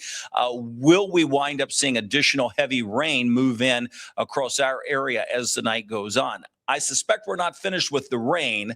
Whether we're finished with the severe weather or not is still a little bit in question on that. So we'll just need to give it just a little bit more time to cook before we can make any real decision on that. It looks like they're trying to connect together a lot of these severe thunderstorm warnings near Champaign, Illinois, into just big polygons with tornado possible tags on them. That's a strategy they'll often use when you get these QLCS or quasi-linear convective systems moving through with little notches in them that could spin up a tornado in like 2 minutes and then it's gone, right? So it's hard to issue tornado warnings for them. So we'll be curious to see if that is indeed the strategy moving forward there. We have the alert day that's going to stay in place until 4 o'clock until we feel comfortable we can reduce that time, and that could happen. Some of the data shows that we might be able to back that up a couple of hours at least. So that would be nice. The deal with this is we have clusters and lines of storms. We've already seen this, so this is nothing new. We've been talking about this for days now, where we said Monday was going to be an alert day. Tomorrow is too, by the way, and we'll explain that as we walk you through the graphics here. We noticed that the wind damage, the isolated tornado threat, the new watch is coming out, and that might be what you're hearing if you have your weather radio set, and this is going to take us till 4 a.m. So good timing on the alert day, right? So we have that potential for more wind damage, the isolated tornado threat. Let's jump to the maps. You're going to see the update come in a second. We were watching these storms first across southern Indiana and our extreme northern communities, places like Seymour, and as you work your way into parts of not only Jackson County, but Jennings and Lawrence County too. Yeah, and Du Bois County had some very large hail earlier today, golf ball size. You see the flooding there from Courtney and Seymour. And this was the shelf cloud as it moved through Austin, Indiana. I think everybody and their mother saw this thing move through central, southern Indiana, and eventually across the river into Louisville here. There's the new severe thunderstorm watch. This now goes until 4 a.m. So that's the new area. What's interesting and something that we should pay attention to is they didn't issue a tornado watch. This is a severe thunderstorm watch, right? That means that the Storm Prediction Center in Norman, Oklahoma is not super impressed with the tornado threat in our area. They're more concerned about damaging winds and hail. We would concur with that based on what we're seeing on the radar now, what has unfolded, and what typically happens in situations like this when it turns into, colloquially, what we say is a big rainy mess, all right? So flooding, damaging winds, hail, those are the main three things we'll watch. Tornado watch is out to our west, does not encompass any of our counties. And that's good news too. And that's been in place for quite some time. That will go until midnight tonight. We have the flooding alerts that are underway. These are flash flood warnings across our area, one of those including the metro. So that is the heavy rain with, in particular, the amount of concrete we have allowing that water to rise. Oh. See some power outages coming in. Shelby County, about a quarter without power. That's a couple thousand people that have lost power there. Yeah, that's impressive. That's pretty big. That's not a raw number that's large, but by percentage of a county, that's a lot of work for those crews to do as they try to get everybody back online this evening. A lot of restoration efforts are going to take some time because of the sheer number of people that are out, and the kind of widespread scattered nature of these storms today will also make that tough. You got Crawford County coming in too. The only warning we have, by the way, is the flash flood warning. Clark, Floyd, Jefferson, and Oldham. That will go almost up until the midnight hour. and we'll see how that plays out. Obviously, it's while the heaviest rain is falling that we have the greatest issues. You can see that heavy rain anywhere from Prospect right down through the Clifton area, moving through the Highlands, pushing close to Okolona, Audubon Park, Iroquois Park, Valley Station, PRP, Shively, up through the downtown area and up to Portland. So in Jefferson County, those areas that I just mentioned, seeing the very heavy rainfall. Yeah, and we've got that new flash flood warning for Jefferson, Scott, and Trimble counties as well. This is Indiana and north central Kentucky that we're talking about here. One of potentially many flash flood warnings that may be in our area throughout the evening here. We already have 3 on the map. We might end up with 4, 5, or 6 in the coming hour or so based on how things are looking right now.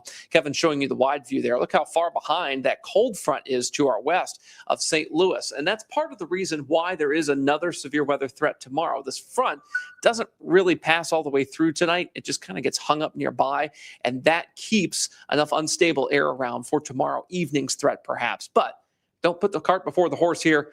We do have to get through tonight first, see what kind of atmosphere is left behind on what we call like a mesoscale level or a fine level, very specific, because that will determine how things will probably unfold tomorrow evening. Yeah, we have, again, the watch that will take us to 4 a.m. for a good chunk of the area. No warnings. I'm going to show you the future cast. Some of these have been a little off today. This is the HER, which typically does pretty well in severe weather, but today it's been a little wacky.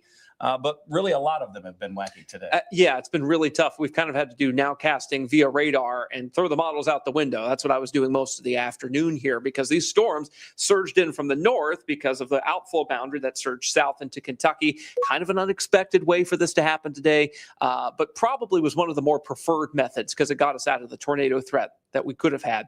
Kevin's kind of showing you that line of storms trying to move in around midnight. I do think that timing is still good. Somewhere around midnight tonight, what you saw out in Missouri and Illinois will be rolling through here. What state it is in when it comes to how severe it will be, still up in the air, but I think it won't be as bad as what some of the model data may be showing because of what's happening now. This is sort of what it has over us now, and that, again, is a decaying area of thunderstorms. But watch as I scrub this through, and we increase that low-level jet. These storms out ahead of that cold front are still powerful. They do weaken as they pass through the Louisville area, and you'll notice that in that frame in particular. So after 2, 3 a.m., they really start to weaken on this model run, and you can see they continue to collapse as they move out of our area by early tomorrow morning. That said, there is still the potential for some very strong winds anywhere, let's just say between 11 p.m. and 2 a.m. across the viewing area. And those will continue to pass by. And you see that 4 a.m. time frame when everything is definitely over by then. And we can hope to, of course, peel that back maybe to 2 a.m., 1 a.m. Let's keep our fingers crossed there. And then we get into tomorrow, and the front part of tomorrow is dry. No problems early tomorrow. But as Ryan mentioned, that front hasn't made its way through. So we wind up seeing another threat of stronger storms tomorrow evening. And again, I caution pinpoint the timing because it depends on how fast things move through tonight and what happens early tomorrow as to how the timing unfolds during the latter part of tomorrow, right? So this is our best guess at this point, and we'll update this before the 11 o'clock show comes on. But if you're watching earlier, it's the same information. We haven't had a chance. We don't have any new information to update this yet, but we will before the 11. And this would mean Tuesday, 8 p.m. until midnight, that we see another chance for these clusters of storms to develop ahead of the cold front that would move through. But this time, because of the orientation of that front, would mean that it's mainly for Kentucky. The threats are the same: damaging wind, hail threat, and the isolated tornado threat, mainly a wind threat. So that's Tuesday. That's what we're looking for on Tuesday here. You'll notice the rain chances here as they still load in. Boom, there they are.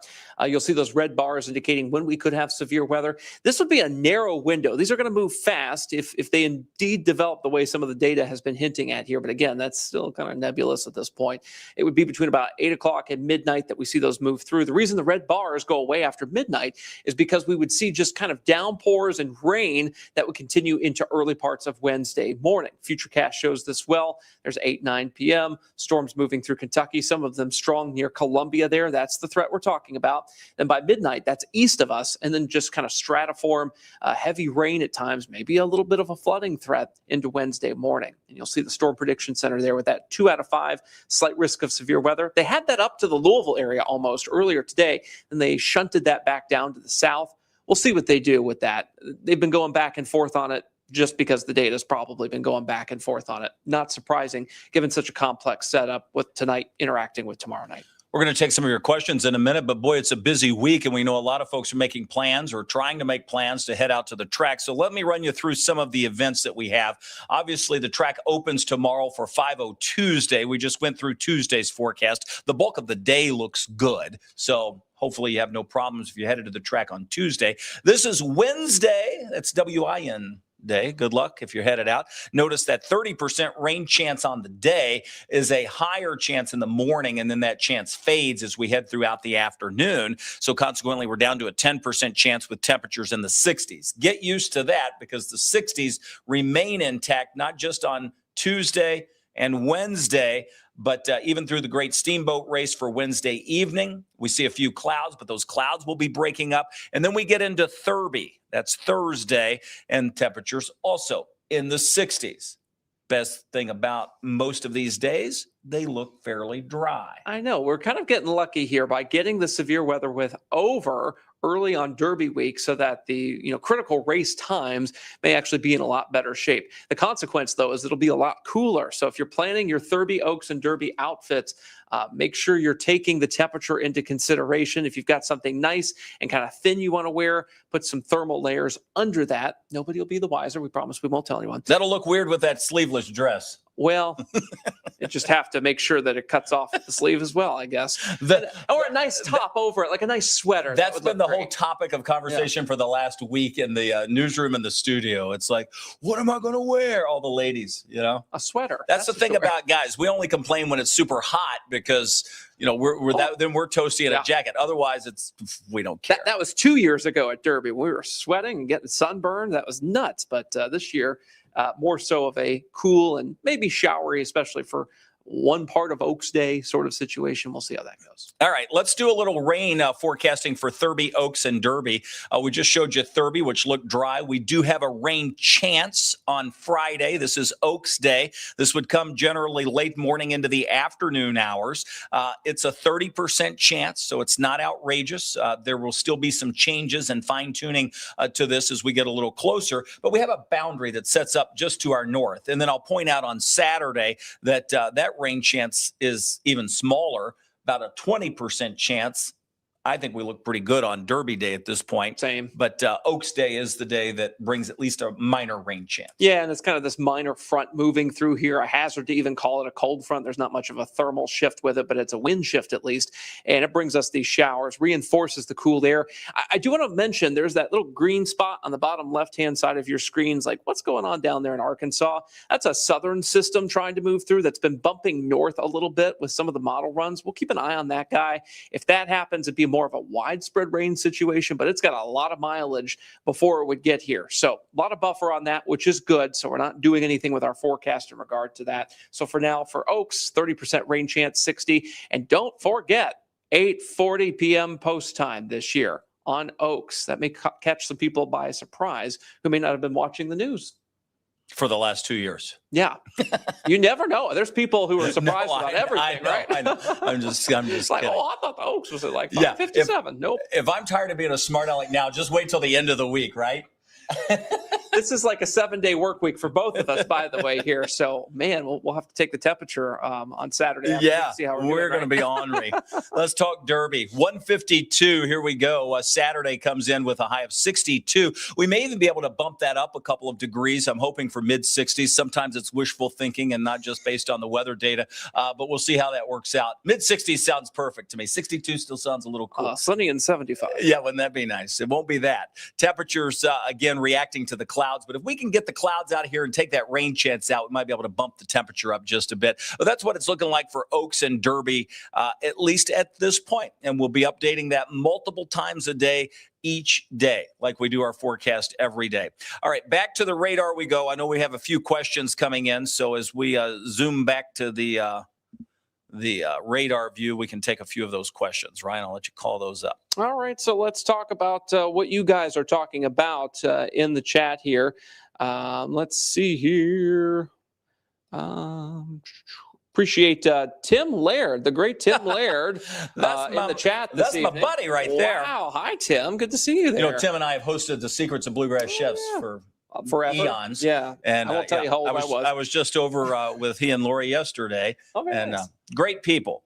And he invented the Oaks Lily, so how could you not like him? Which is like one of my favorite things ever. So thank you, Tim. Right? What a contribution to society, right? Well, it's celebrating its 20th anniversary this year. Is it only 20 years old? Wow. Yeah. That's incredible. Wow. I love the flavor. It's always one of my favorite things every year is an Oaks Lily. So thanks to Tim for watching this evening there. Good to see you, buddy. Let's see what else we got. Let's see. Oh, Misty Stewart with Breckenridge County not getting storms all day. Will that make it worse here? Kevin was alluding to earlier today, not sure if it was during this broadcast, everything runs together, but the fact that we don't have storms in our southern half of counties here is a little concerning. That could breed some more unstable air. What I will say is you guys have been seeing the clouds most of the day. You can see that here on the radar view. That has already disrupted things, so we'll keep an eye on what these storms do as they move into your area tonight. Something that's also catching my eye is that new tornado warning on the northwest side of our screen there in central Illinois, by the way. So we'll watch these segments as they move in. It looks like they've issued a couple of tornado warnings. Now that things have kind of coalesced into a line of storms as opposed to individual cells here trying to merge in, we call these QLCS tornadoes potentially. I'm just going to set up the stream here, see if we can get our buddies over in St. Louis on. So. Oh, yes, indeed. In fact, I'm not left-handed, so maybe work that might be a me job. I'm like, this mouse is going nowhere where I want it to go. In fact, I'm not even sure I'm on the right screen. Yeah. There we go. Thank you. And I'll pop up some of your questions. That's firstalert4.com, I think. Is that I think website? because it's KMOV is our channel, but they've rebranded themselves as First Alert 4. Let's see if I'm right. Oh, I am correct. How about that? And there is golf ball size reported from earlier. Oh, that was earlier from the emergency management in Holland, so Du Bois County. Southwest Du Bois County. Remember when that came in? Some folks saying going to be freezing this week. Ouch. It will be much cooler. In fact, frost advisory is already out for some areas. So pay attention if you've already planted the flowering plants. Looks like we've got Steve up here. We'll get that up on the screen here in just a moment, guys. I got to get this audio working too. Oh, yeah, that works. Oh, I was like, hey, that works. That's Steve Templeton you just heard. And you're going to see him here in just a second once I get this. I'm hearing thunder downtown. So we've got thunder coming into Louisville. While you're doing that, I'm going to make one more pass at the radar just to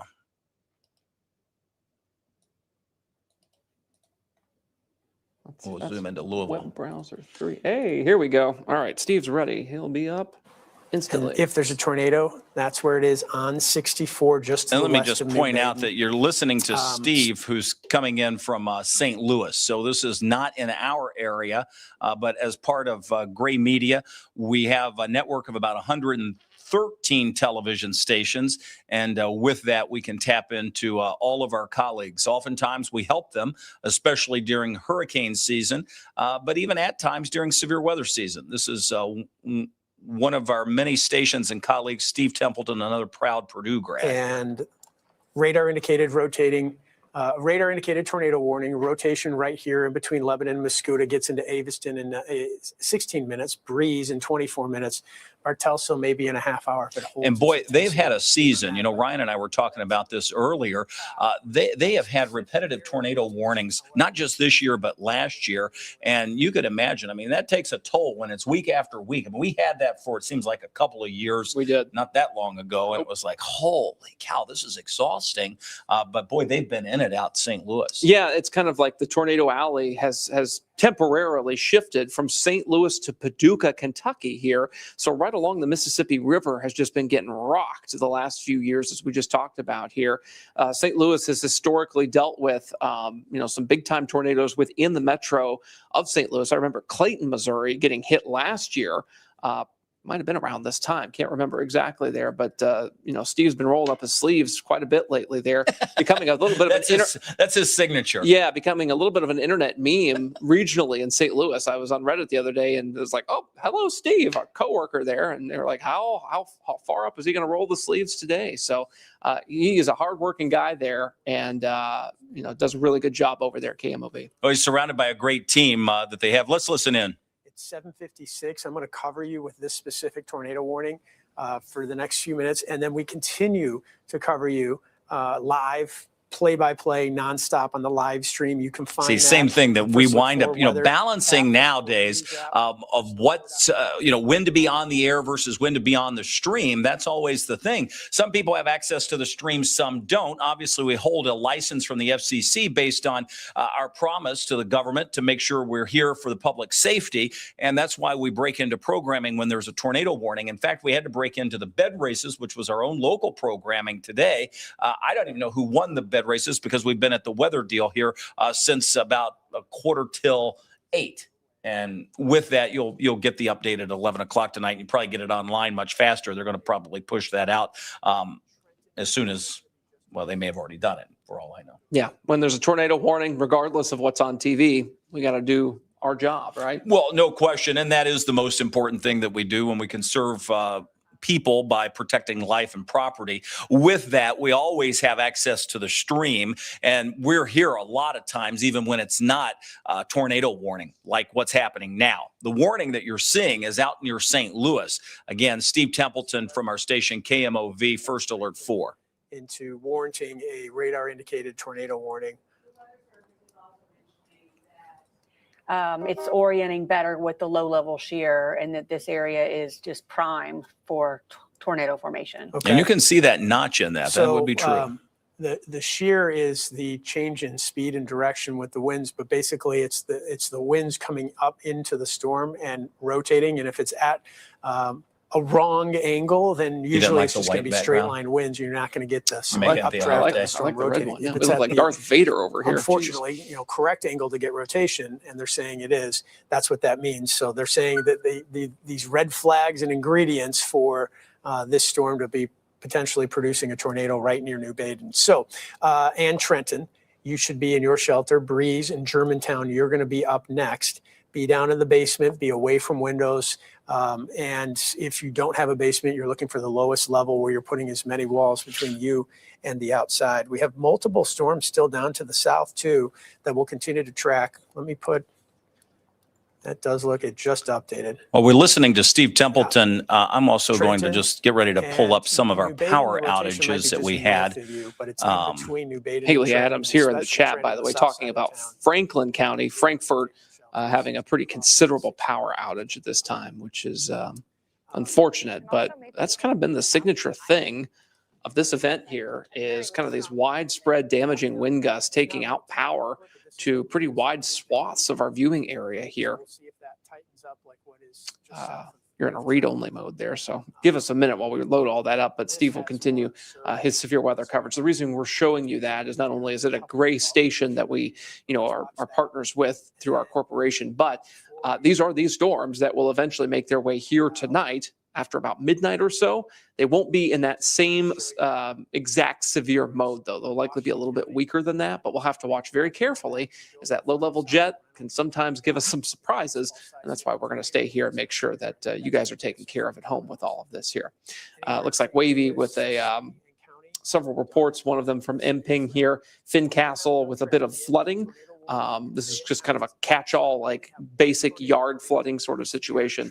And Kevin here's got the power outages. Yeah, let's just jump into these for a quick second, because you're going to notice Jackson County really improved. They had about 4,000 without power. They're back into the yellow, while Jennings County still holding pretty steady, near 2,000 without power.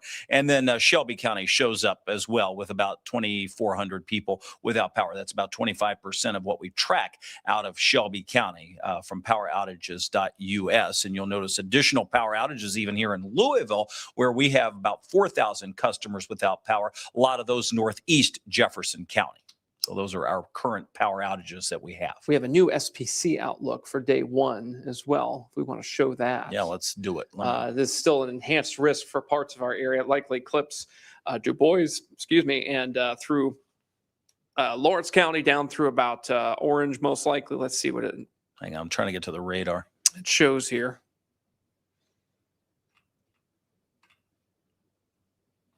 I cannot see this monitor to save my life. Here it is. You got it. Yay. There we go. Can you see? Yours is a little bit bigger over there. Yeah, I can see it around here. Like do it on an iPhone would be easier. In Right. some cases. It's the craziest thing.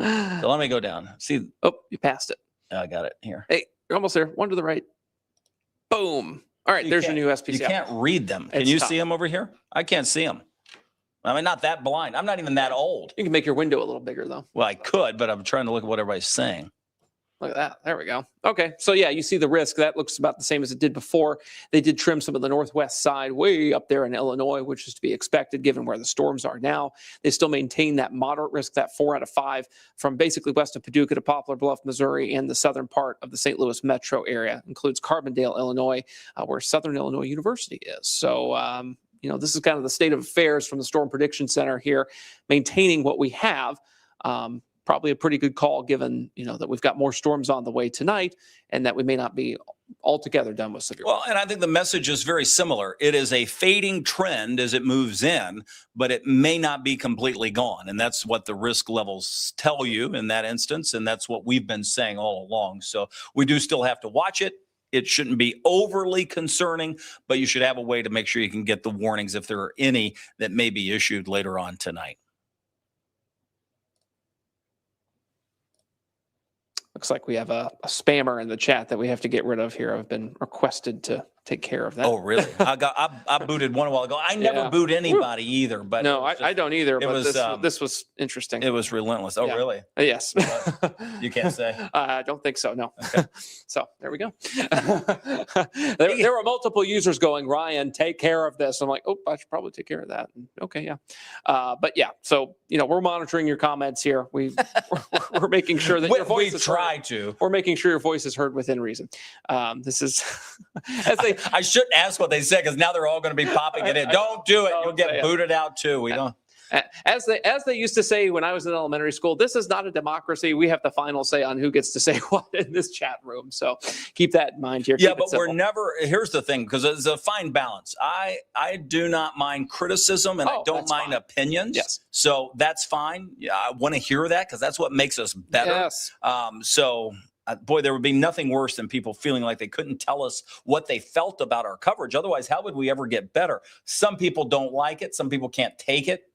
I want to hear it. But keep it clean and civil. That's all we ask, right? That's what we were Well, talking yeah, I mean, about. if you're going to curse at me, well, that's a whole nother thing. That was or the make up, they have nothing better to do. They're sitting on their couch chiming in nonsense. Oh, so fun. Right. Some folks are asking about, kind of our tornado risk tonight. Maybe starting to get the kids ready for bed. We know that can be a little hair raising when there's a tornado threat. It's 9 o'clock at night, trying to get the kids to bed. Can you go to sleep? Can they sleep soundly tonight? Do you have to have the weather radio on? Well, the answer to the weather radio question is yes. Always have your weather radio ready to go. And that's kind of the way I see it is, weather radio is a smoke detector for storms here. So that can wake you up if you do need to sleep through a night like this. All right. And make sure it's set correctly. Let's jump back over. I want to go to Steve Templeton from KMOV. He is at our sister station in St. Louis, and we've been watching his coverage with tornado warnings in their viewing area. While Wavy's popping up some of the damage from earlier, that one coming in from 505, wind damage.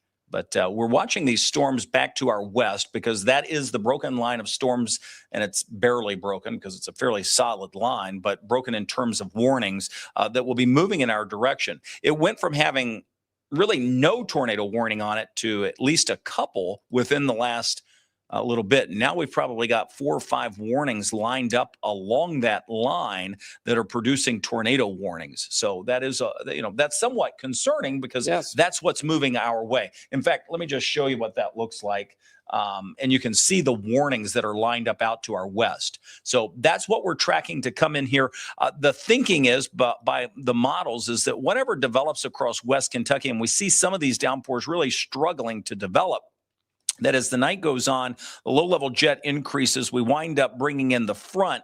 We sort of condense this area into a wider line of storms that would push through. And the question is, will it maintain its intensity?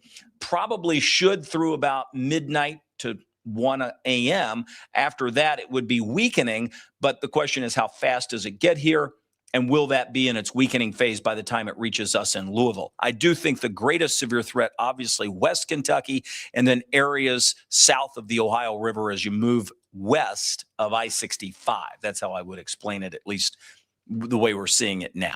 And what you can also notice, just one thing to point out, is that the rain that's over us now is starting to finally get that push toward the north and east as the warm sector gets a little bit more established in our area here. So we'll eventually see that rain come to an end and get replaced by that line of storms. For now, though, it's raining like crazy in the metro, and that doesn't look to stop anytime in the very, very near future. But eventually that push from the south and west will take over and dry us out temporarily before that next line. But we'll see what happens in that warm sector.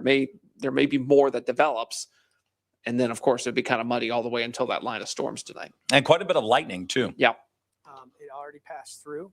If you're in Breeze, it's coming in, and eventually Carlisle in about 15 to 20 minutes. And that was observed on the debris tracker. I don't know. So Steve's looking at the correlation coefficient labeled the debris tracker. That's where it was, near Trenton. So you can see it's something that doesn't really belong. It's a hydrometer that the radar sees that doesn't have the same makeup as everything else around it. So it means it's not just raindrops falling that it's seeing. It's picking up something that's different. Oftentimes that means it's debris or something that sends that radar beam back at a higher frequency that it would sort of paint that brighter color. Before I do that, let me just kind of big picture here, okay? Anywhere behind this line, you're in the clear. Again, you're watching Steve from St. Louis, so he's talking about his viewing area. There's the newest tornado warning in Reynolds County. So we have 3 tornado warnings going right now. They are all south and east of St. Louis. St. Louis in the clear.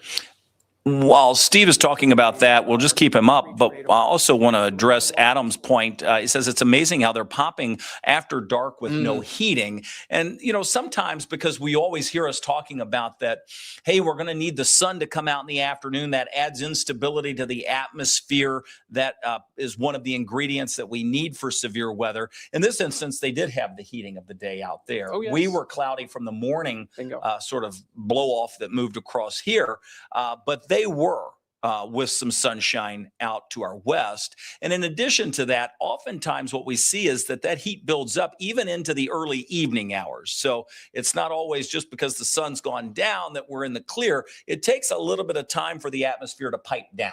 Yeah, and you also do have what we call moisture transport, or a lot of humidity moving in from the Gulf that can act as just as much of a driver of instability as heating of the day can. That's how we were able to get tornadoes at night in December of 2021. That was all driven by a big push of humid air. So if you get the humidity pushing in, you don't necessarily need the raw heating of the day so much. And two, you've got what Kevin was saying, the low-level jet that also assists in that. One more thing to note, they are considerably more west than we are. It is currently 8:10 where Steve is standing right now. The sun may not have gone down. They still have a little heating out there. But as that storm line, broken line of supercells moves east, it'll encounter a bit more resistance to being in the form that they're in now. Again, Steve Templeton, I'm just watching some of the stuff that they see. They've seen some debris on radar. They're looking now at the velocities. You can see the rotation. So there's rotation just outside where you do see another red box. Well, the Weather Service has extended it into Reynolds County, including Ellington. So let's get you an idea of timing on that. That's moving to the east at 40. Seems to be what a lot of these are doing right now. And that's another thing. I see a lot of trollers, some people having religious debates. This is a weather chat. You know, we're just asking for you to participate in a weather chat here. We're not here to get everybody riled up about religion or whatever other beliefs you may have. Welcome to the world of YouTube, Kevin. Yeah, isn't it crazy, you know?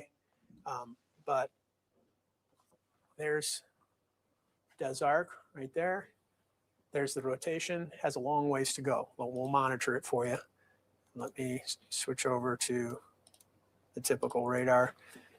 There could be some hail in there as well. Ellington to Des Arc through Reynolds County. And that was one thing that we saw much more frequent earlier today was the large hail reports. We had up to a quarter size. That's 1 inch hail. That was reported across parts of Du Bois County, Lawrence, even into Jackson. Yeah, I think they had one picture of golf ball size hail. It was pretty large in hand there. That was in Du Bois earlier. Norman reporting in case you missed it, Madison, Indiana, this is State Road 7, Hanging Rock Hill, flooding going on there. So appreciate that report. Norman, thank you. That happens commonly. Hanging Rock Hill is a big time kind of flood magnet, if you will. Turn around, don't drown, as they say. That's probably one of the most visible locations for that kind of a problem in our area. Chris is asking, are we thinking the atmosphere here is absent of energy for storms later tonight? I think that they will be weakening as they cross 65, but west of 65 bears watching.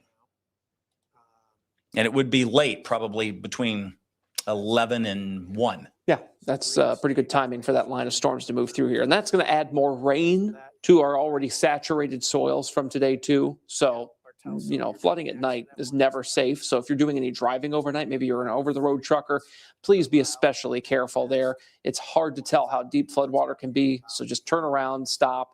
It's much better to make it there late than not with us trying to be on time.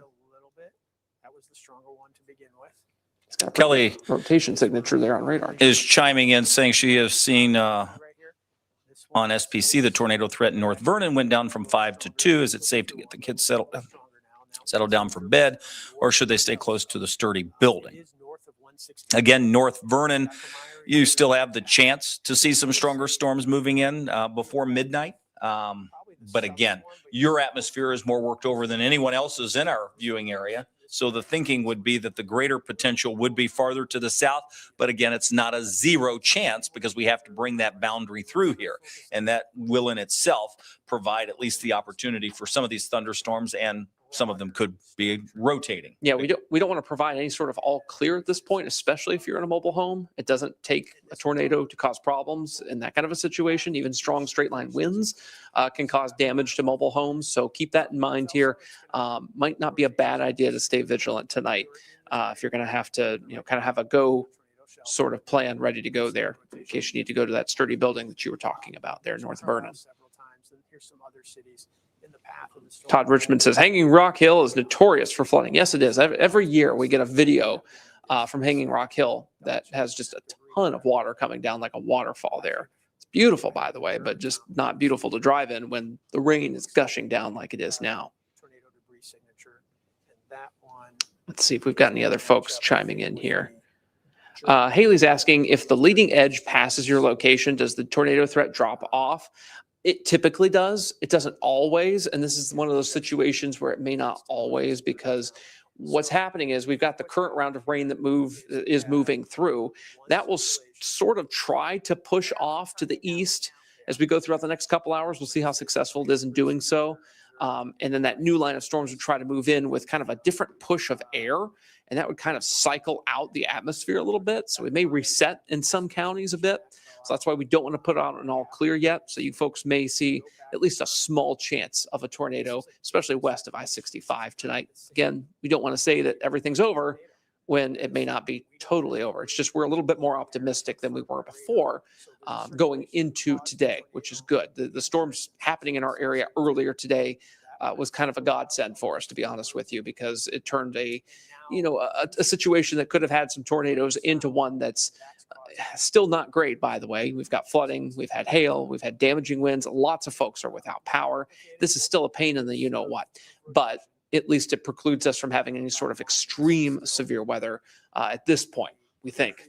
So fingers are crossed on how that setup will unfold tonight, and we'll see how these storms out ahead of everything interact with that line of storms that Steve Templeton here is tracking on the screen. And what he's tracking, of course, moving eastbound toward our counties, but it's going to take until, after Kevin said, 11 o'clock tonight to get those storms sort of in the vicinity of our counties here this evening. So we're going to be up with you most of the night, if not all night, if we need to be, and hopefully usher these storms out of here well before 4 a.m. 4 a.m.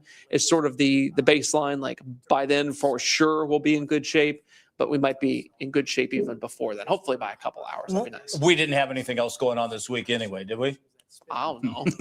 Have you seen my work schedule? Have you seen your work schedule? I mean, we got nothing going on. I have no idea. I don't know. My time sheet says 0 hours, right? Like, where am I supposed to be? Yeah, and when do you sleep? Like, that's the other problem. Like the logistics of like, oh, I have to be here then, over here then. Ooh, okay.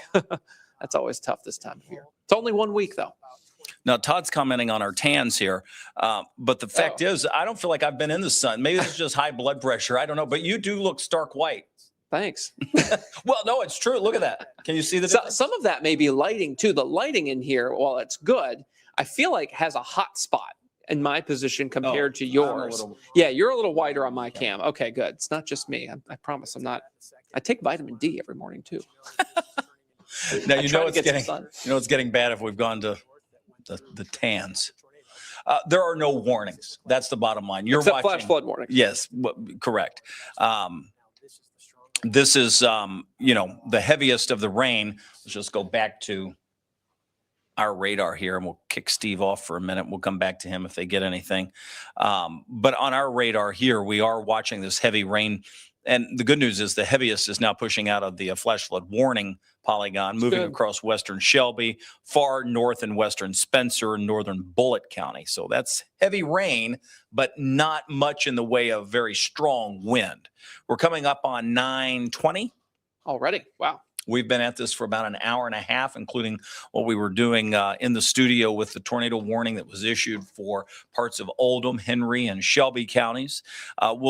Let's just run through a couple more questions, and then we'll wrap this up. By the way, I should mention, because it is a very busy week, both with weather and with events, that we know a lot of people outdoor events that people are wanting to know what that forecast is. We're going to be doing these more frequent regardless, and this has been in our plan for all along without severe weather. So obviously on alert days, we're here even more frequent.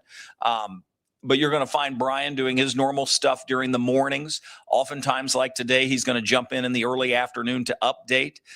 And then Ryan and or myself will be back here in the evenings to give you an update. Most of those times are going to be around 8:30 to 8:35 in the evenings. So that's our plan for this week up until Friday.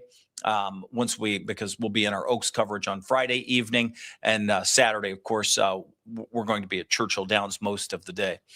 So that's our plan. So if you're looking for weather information, obviously we're here on our streaming channel, but if you don't have the Wave Weather app, download it. We're updating that constantly to where you can get new and fresh information. Yeah, we've updated it, at least on my shift, 3 times tonight that I know of here. Let's take some of your questions. Austin Ballard asking, could this rain temporarily end the drought in Louisville?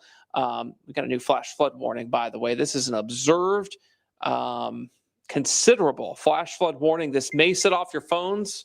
Yep, you heard that? That was my watch going off. Imminent threat alert from the National Weather Service. So you're probably hearing that shrill, awful EAS tone, that burp, burp, burp. I hear Kevin's phone vibrating there. That is a bigger flash flood warning, if you will, an enhanced one, where they're able to trigger all the phones. And this is a turnaround, don't drown sort of situation here in the metro area. Let's put on the rainfall totals. Let's show you what we've got here. You'll see that's 1.54 inches. In J-Town, that's 1.98. That is 2 inches of rain in a very short amount of time there near Eastwood, near Middletown at this point. We've got 1.79 up near Clifton. That's 1.39 near Nulu. I think that's an even, is that a 1? That's an even 1 inch in Jeffersonville. And then 1.7 in areas closer to like the Russell neighborhood, 1.21 up in Sellersburg, Indiana, 1.6 in Prospect, 1.75 closer to the Ford plant in the east end of Jefferson County. You get the idea here. This is a life-threatening situation. Whenever the National Weather Service pulls the trigger on a considerable flash flood warning, they don't do it lightly. This is a sort of deal here where they want to make sure they're protecting life and property any way they can. There it is right there. Let me tell you why they issued this, and that's because local law enforcement reported heavy rain between 1.5 inches and 2.5 inches of rain that had already fallen, and they're saying that some locations would be Louisville, Jeffersonville, New Albany, J-Town, St. Matthew, Shively, Linden, Middletown, Douglas Hills, and Prospect. There's not a lot of information outside of life-threatening flash flooding of creeks and streams, urban areas, highway streets, and underpasses. So it remains somewhat vague. I'm assuming that they must be getting a lot of reports coming in for that to come out like that. Let me just check the newsroom to see if they're seeing anything. And I'm not seeing anything there. That is that's an interesting, tag that they've put on that, but Yeah, trying to figure out what the observed part is about yeah, it didn't say it in the warning from the Weather Service. So okay. Regardless, I'm sure that the creeks, streams are all at bank full. And with that, if there are kids that happen to be out 9:30, maybe they're still out, could cause problems. Yeah, these new, by the way, flash flood warnings that are on your phone now actually give you a map. This is from the wireless emergency alert here. So not necessarily the Wave Weather app, but this is new to certain versions of phones. So if you click that, you may be able to see more information as well. And, obviously they say turn around, don't drown here. So that's always kind of an attention getter when you hear those phones going nuts like that here. We're going to, of course, investigate and see if there's any more information on this particular, reasoning for the flash flood warning to get upgraded to a considerable. Here, I'm trying to see if I can get into the National Weather Service chat. My phone is not cooperating. Yeah, I'm in it. They're quiet. Interesting. Okay, but I can ask. Yeah, curious about that. So the question that was asked by Austin Ballard was, could this rain temporarily end the drought for Louisville? This will help. Yes, this will help. We may see a downgrade in that drought status for some areas here because of this rain. But a lot of the worst areas for the drought are south of Louisville, not necessarily the city itself. And those aren't areas currently seeing the rain. So that will not help as much down to the south and southern Kentucky, most likely. Let's see here. What else do we have? Let's see. Seymour getting pounded with rain again here. Let's see. There we go. Now I can see all of your comments. Let's see. Does anybody else have any good questions? A lot of comments, not a whole lot of questions. So I think the idea is they've had multiple water rescues that have been going on. So that's that'll do it. Okay. Now that we know that, makes complete sense. Yeah, that's definitely a problem for the Metro in an area that has a lot of concrete, not a lot of drainage. So yes, this is a dangerous situation. We've been able to verify that water rescues have been taking place here. So that means that we're certainly in a turnaround, don't drown situation in Louisville, and make sure that you are not venturing out if you don't have to in this rain in the vehicle that you may have here, because you may make a bad judgment call trying to get through floodwaters. Don't do it. Turn around, folks. It's just not worth it here. We say it over and over again because, flooding can be far more deadly than even a tornado sometimes. So you have to treat this with the utmost respect, because folks aren't used to flooding as much as maybe they hear about tornadoes, because that's kind of an attention getter. Flooding, maybe not as much of a thing that you would pay attention to. So that's why we have to kind of talk about it ad nauseum here. Crispy Biscuit, one of our favorite usernames here. Any worry of outflow interactions causing tornadoes? Yes. That's partially why there was a tornado warning earlier tonight in parts of Oldham County. We had a lot of storms trying to congeal together there. Some interactions took place, got some hooking, and we just wanted to make sure that everybody was safe with that. So that's why we had that warning earlier tonight. No confirmed touchdowns of tornadoes in our counties that we know of at the moment.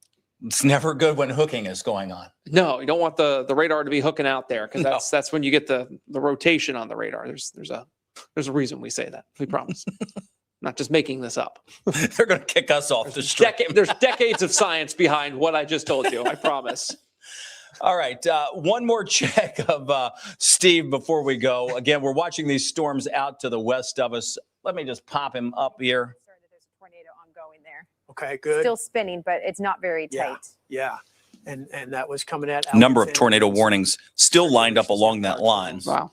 So they're having to track multiple tornado warnings, which makes that job because a little tougher. Observed. It is confirmed. It is a tornado on the ground. And so that just kicks things up even more.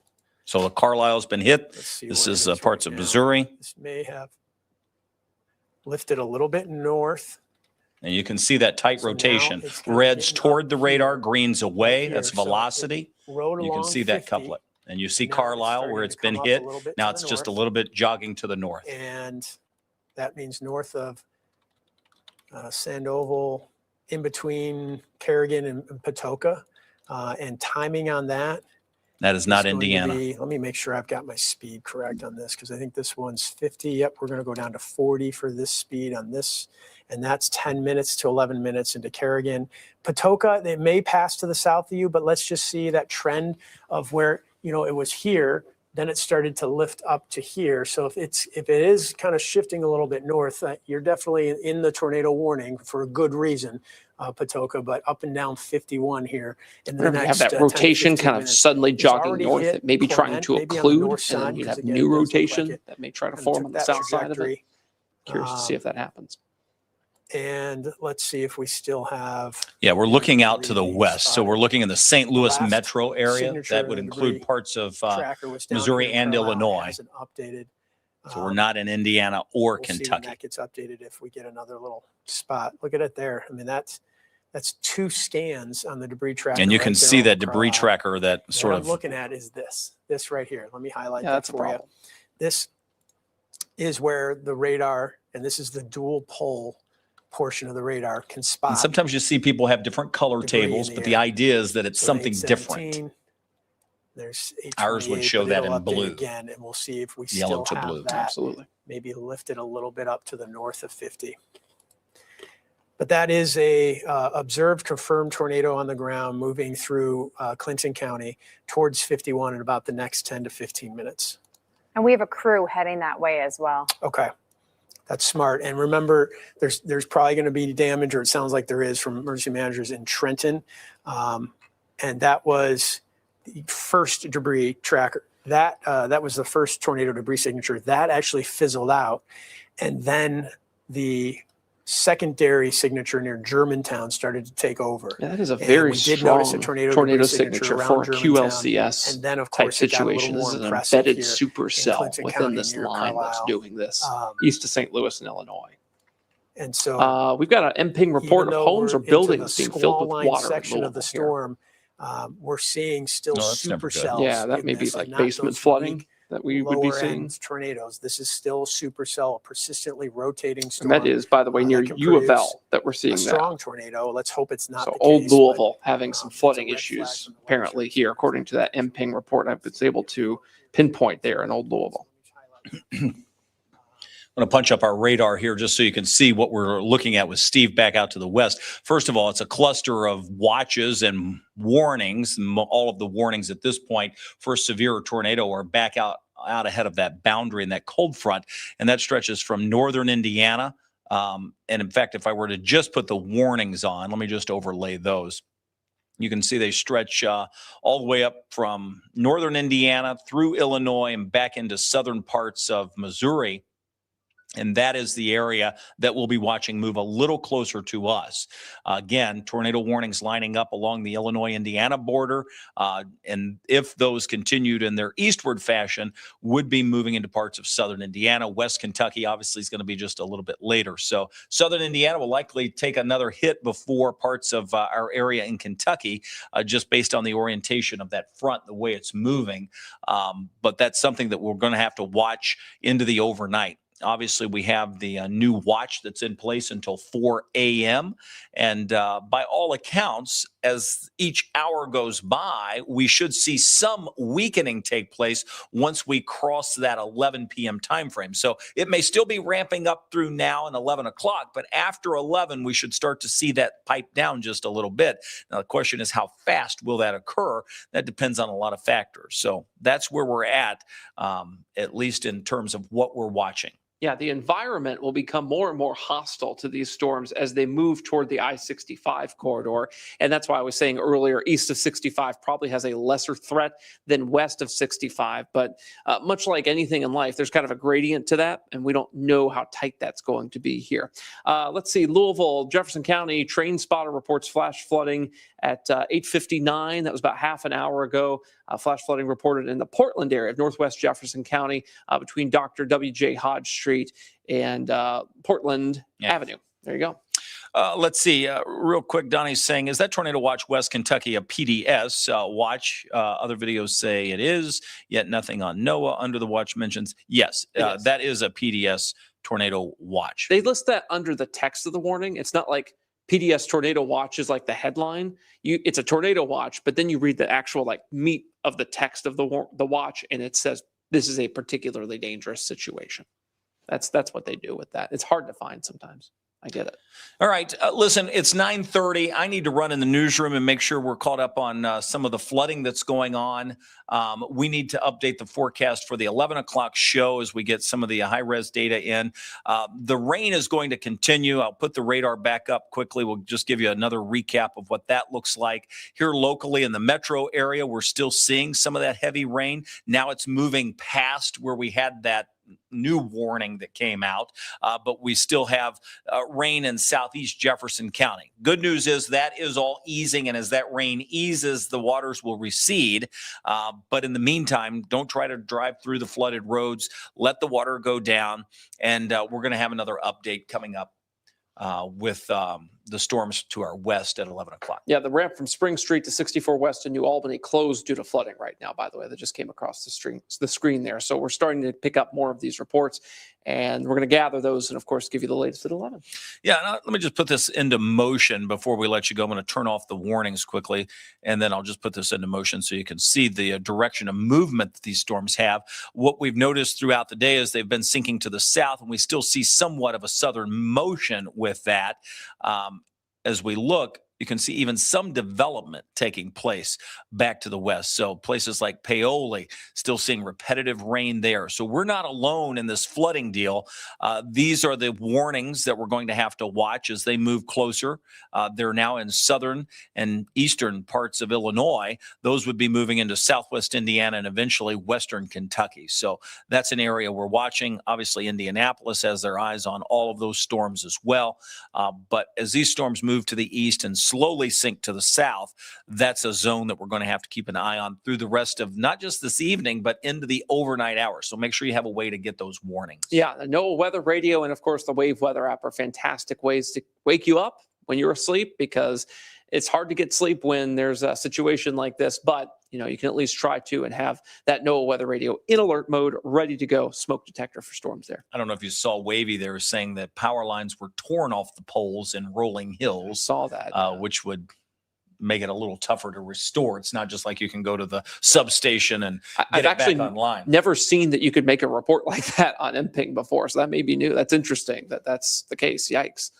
Very specific. Yeah, right. To say the least. And helpful. Yeah, appreciate very that. much. All right, we're going to let you guys go for now. It's 9:35. We'll be back with an update on Wave News at 11 o'clock. If we need to jump back on the stream, we will. Meanwhile, we'll be tracking those storms. They should not arrive here until later on tonight, probably after the 11 o'clock hour. And then we'll certainly have to watch them through the overnight. So we'll be here to keep you updated. In the meantime, appreciate you jumping on here with us for the last couple of hours. And we'll say goodnight for now, and we'll see you back on Wave News at 11 o'clock. Good night, folks.